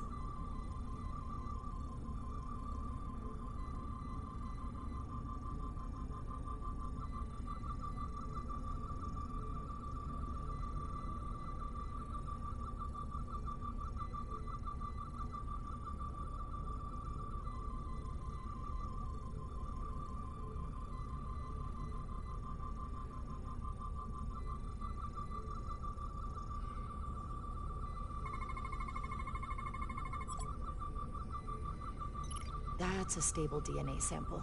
It's only partial, but a few more should do it.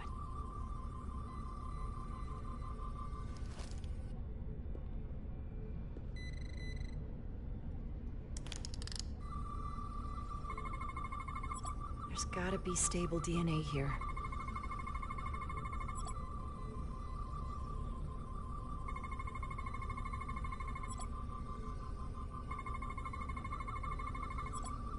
Good. That's another I can use. Just need one more sample. Some kind of glowing mineral being used as a light source. Might want one of these for my cabin, actually.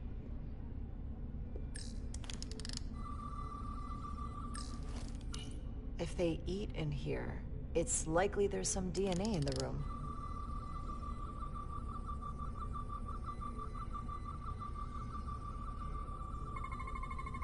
Not concentrated enough. I should try somewhere else.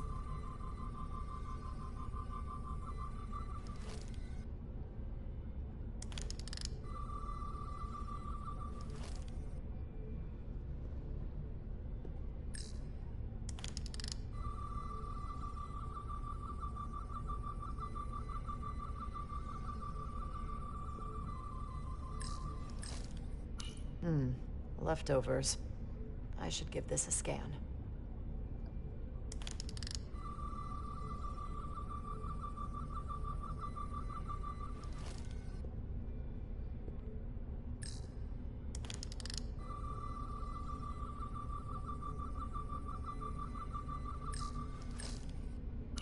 Almost looks like coffee.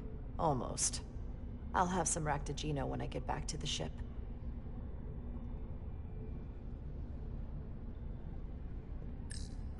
Hotari must be tough on the inside, too.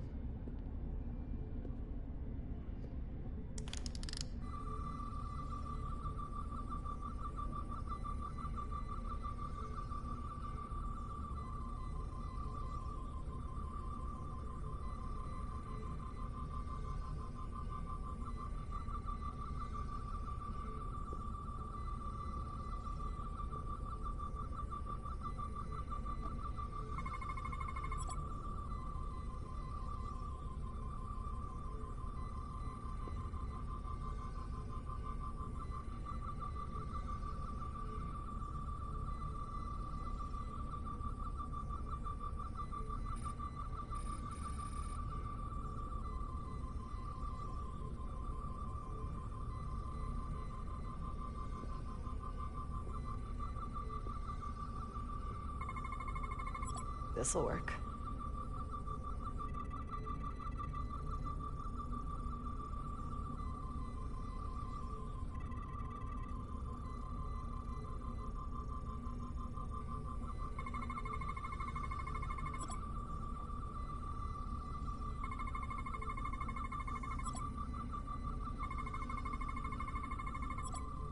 Perfect.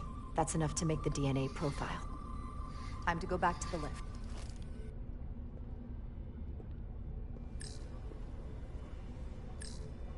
You're not coming inside? There are some things I'd rather not smell. Ah.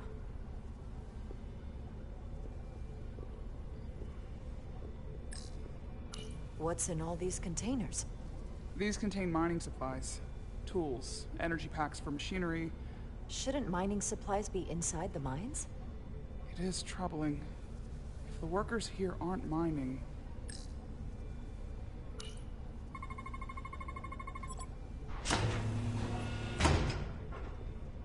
It worked. Theory proven. I'll get it started.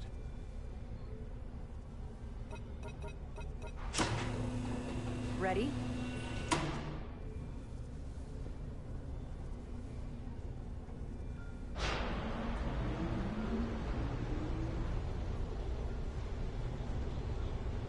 I'm a little afraid of what we might find down there.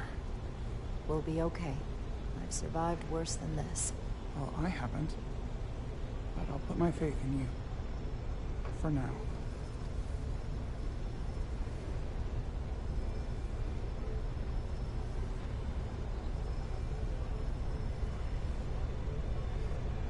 Jara. No, stay back. There's a guard at the station. You'll have to hide.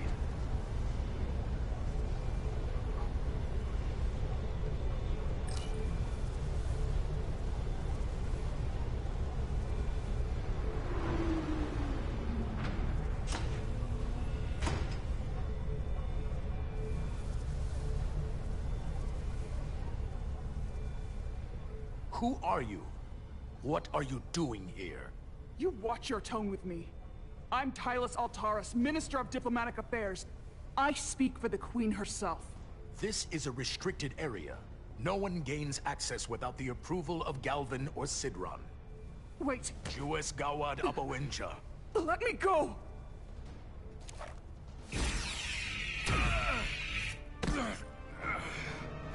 Are you all right? I don't know. Are you injured? No, I just... I thought if I could talk my way through like always, I'd be fine, but... I'm a diplomat. This isn't what I do.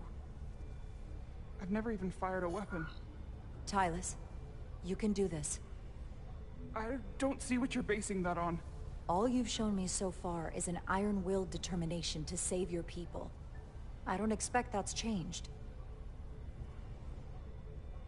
No. No, it hasn't. My authority has never been challenged like that. It meant nothing to him. So we should assume any Hatari we encounter from here on can't be reasoned with. Agreed. The only loyalty they have down here is to Galvin and Sidron. Can you switch over the lift? The guard should have a scan card that will allow us to operate the switch. Got it.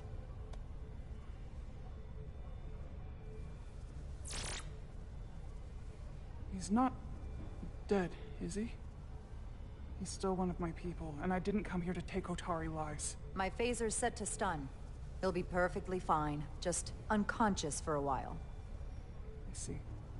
We don't have that sort of technology on our weapons. Good to know.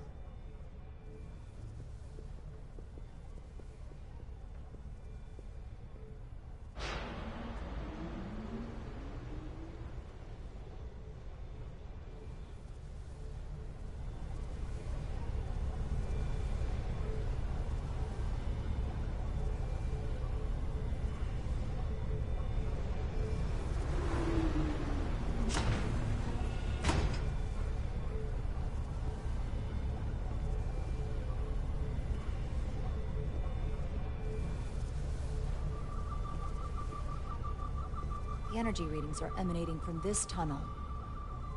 It's sure to be guarded in there. Stay low and follow my lead.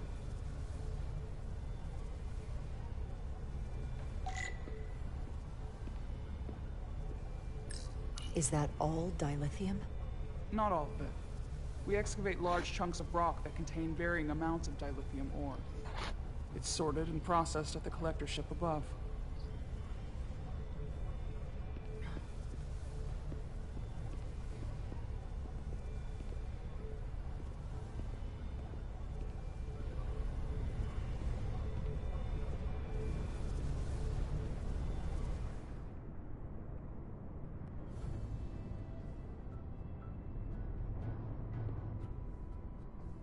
More guards. I take that as a sign we're getting close. I'll get a closer look.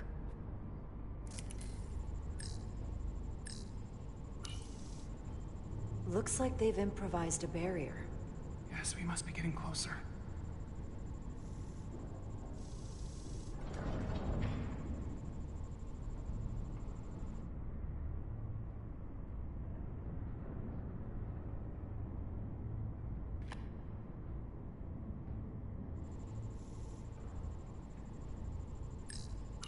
We need that particular card, don't we? I'm afraid so.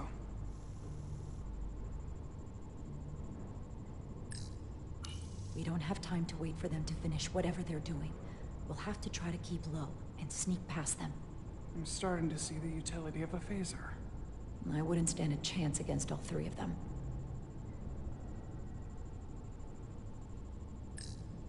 Can you open that door? Not without that scan card. I don't like our options here. I have to get us that card so we can open the door. How? If they detect you, Galvin and Sidron's followers are clearly willing to kill to protect whatever is in this mine. Hey, I'm trained for this. I'll be fine. What should I do? Avoid being seen. Stick to the edge of the room, and meet me at the door.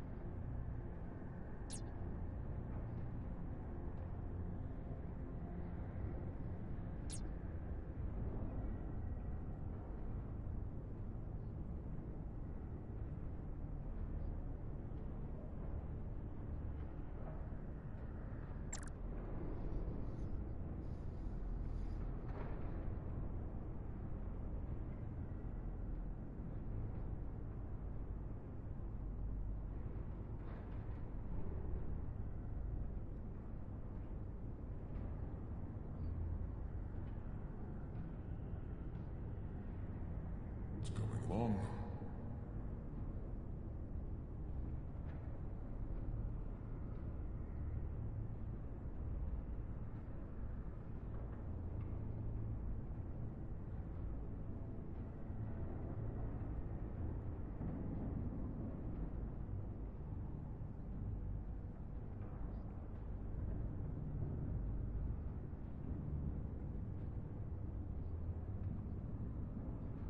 Those arrogant Lydians have no idea what's coming.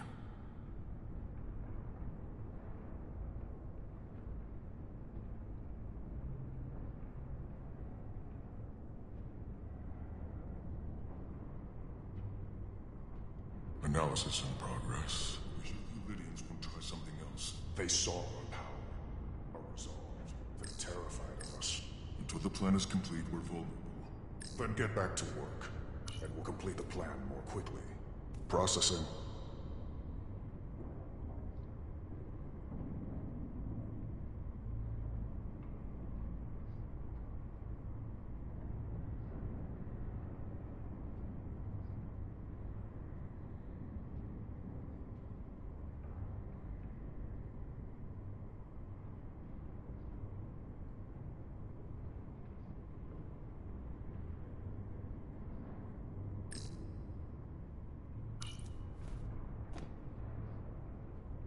Anyone who prevents our destiny shall be eliminated.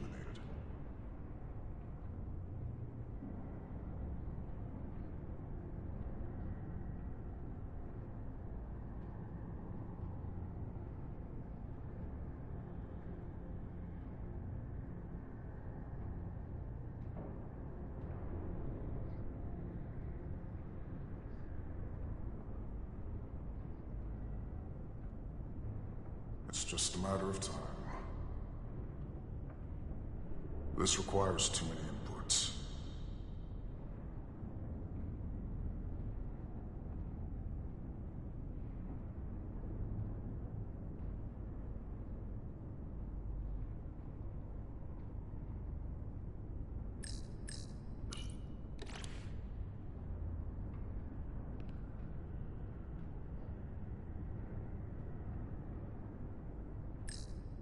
Who's there?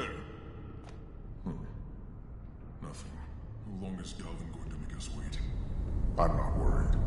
He's led us well so far. I'd melt if I went through there. It's a miracle we're even here. We've been waiting for so long. Patience, brother. We'll get our chance. It's inevitable after all. That it is.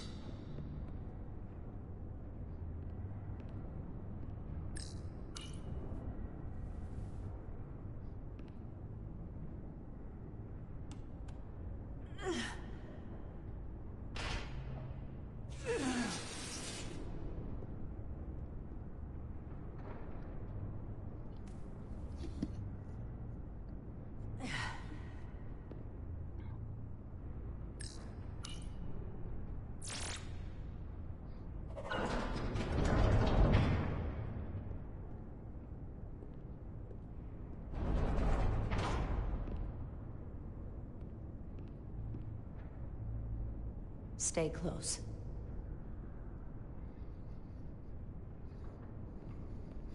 Stop! What?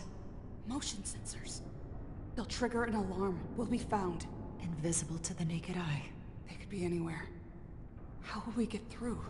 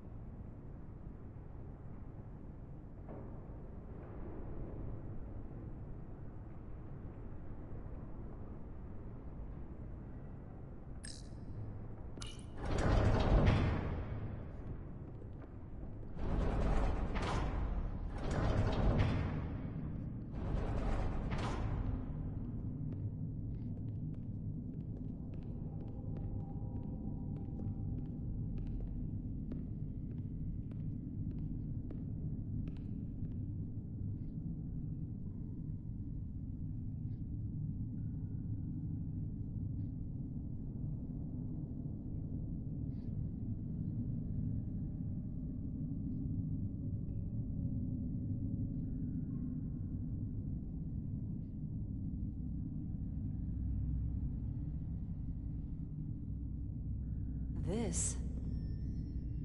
It's where the uprising started.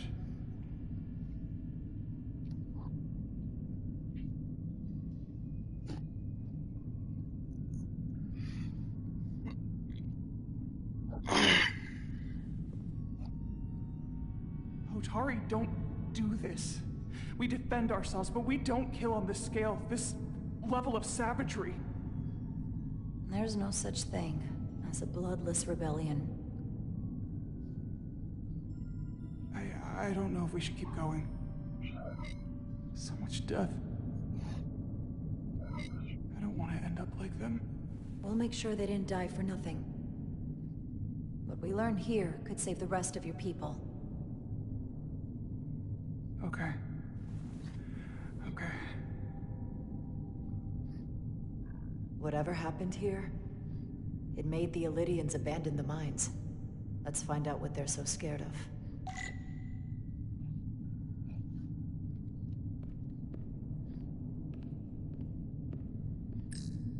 From the blast marks, it looks like the Illydians had far greater firepower.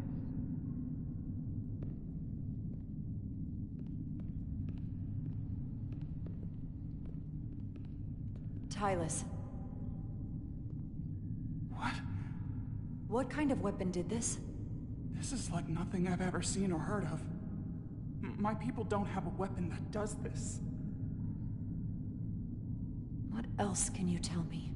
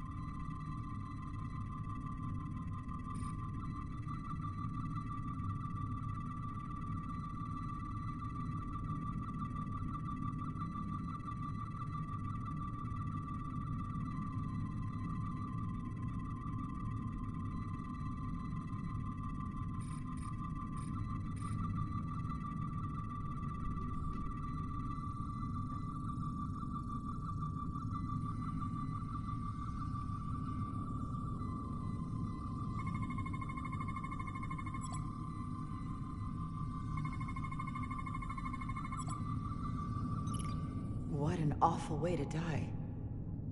This must be why the Illydians are so afraid. Technology that surpasses their own, in the hands of the Hotari that they've lorded over for centuries. Where did this weapon come from? Well, the crystals are giving off tetrametric pulses. If I set my tricorder to search for that frequency, it'll lead us right to the source.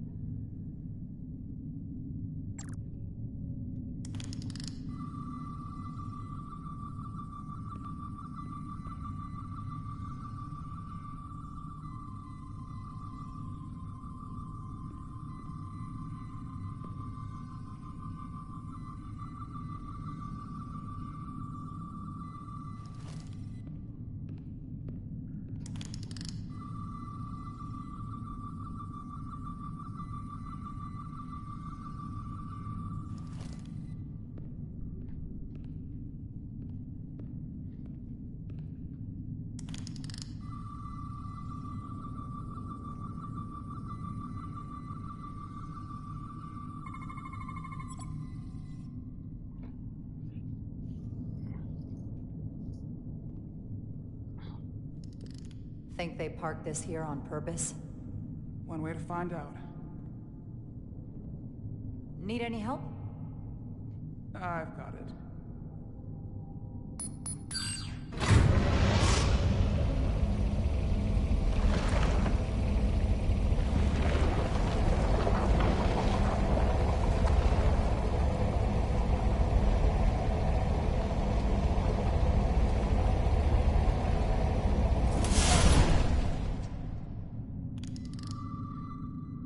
This concentration of tetrametric radiation has never been recorded.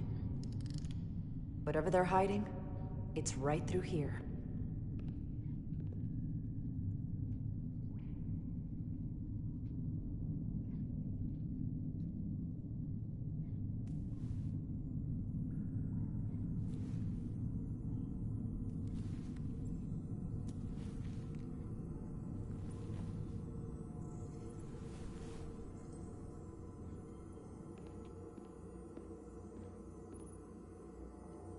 This feels strange.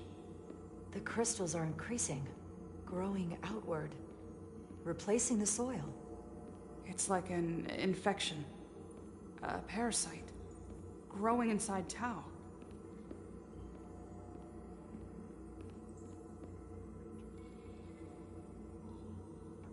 Incredible. This is definitely not Hotari.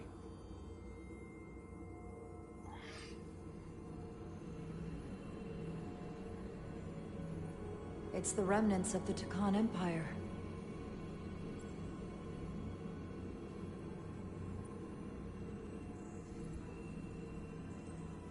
I don't think we should be here. This is exactly where we should be.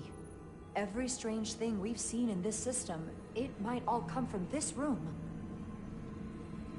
We need to learn everything we can.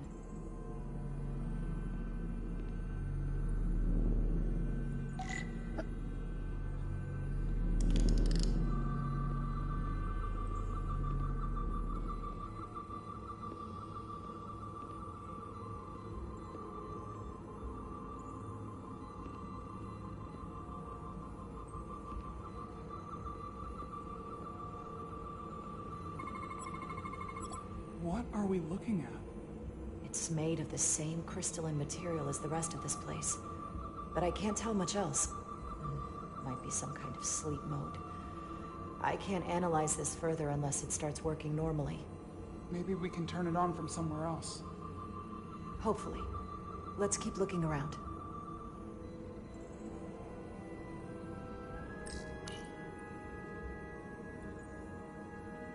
Look familiar? It's almost identical to the console Galvin has hidden in the palace. It looks like a control surface.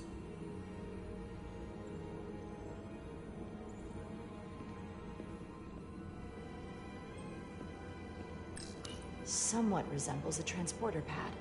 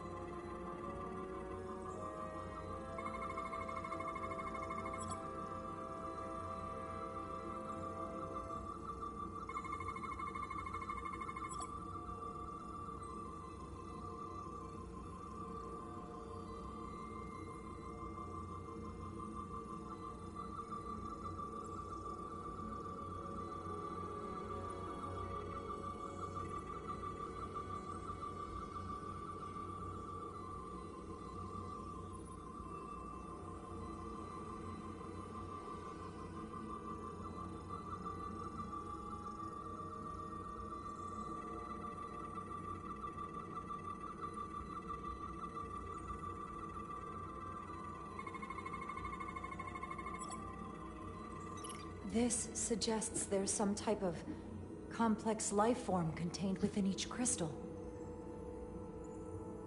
Life form? There's something alive in these tiny crystals? That's what it says, but hard to imagine how that's possible.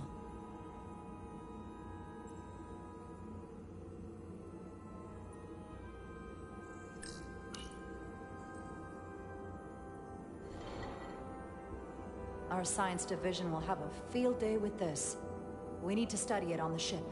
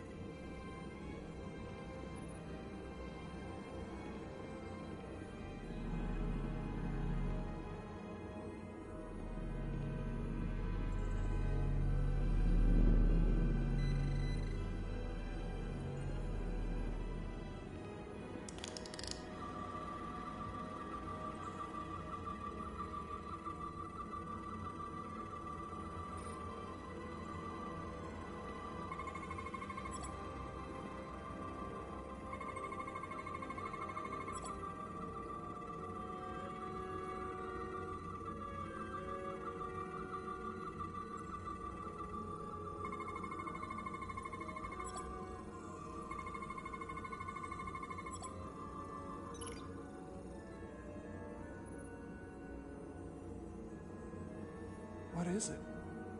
The device's primary function is to transmute lithium into this quantized crystalline compound. Possibly for the creation of weapons. Do you think one of these was used on that Elydian in the tunnels? Such a cruel weapon.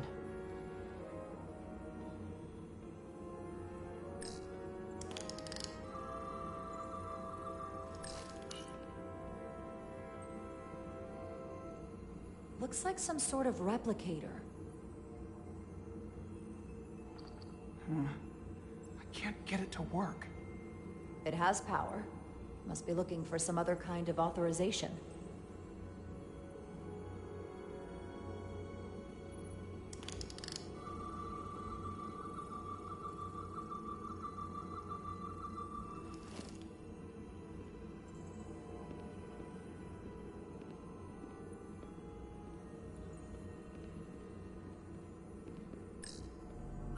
Can your device read this? It can roughly translate the words, but we don't have enough Taconian language on record to understand how it's structured. Oh well.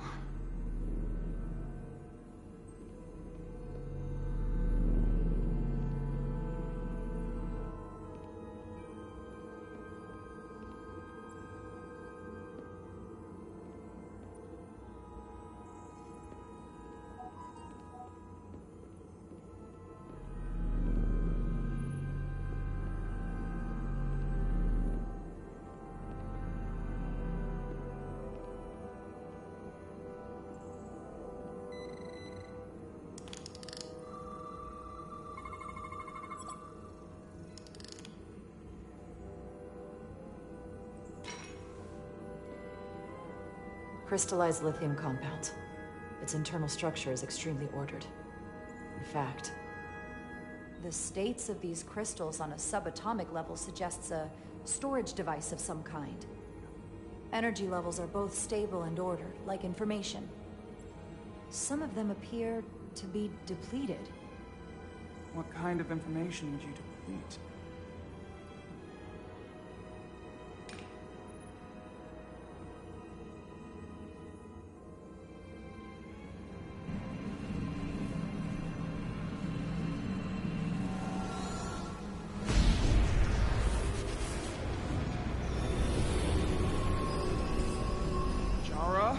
I see it.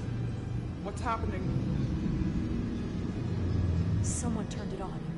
There's no one here. Then maybe the device I saw in the palace can send a signal? If that's the case, we may not be alone for long. Let's hurry.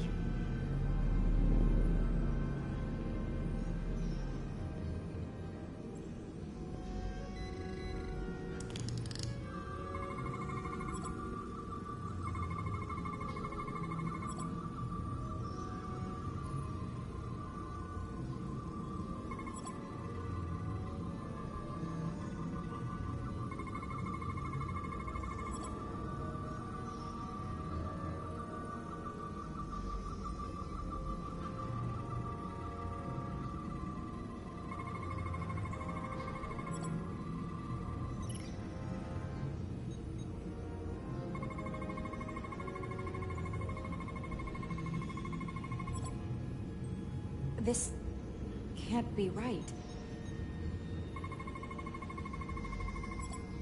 It's putting out almost 50 zettajoules of energy.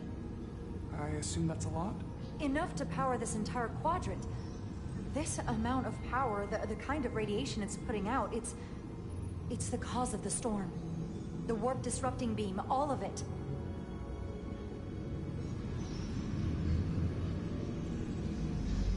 What do we do now? We get back to the Resolute. They have to know about this. Come on, let's...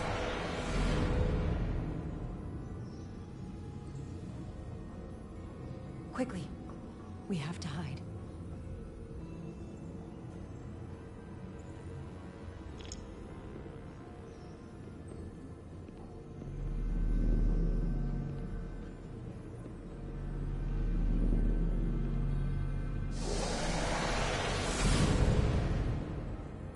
Outrageous! I demand you let me go! No need to complain.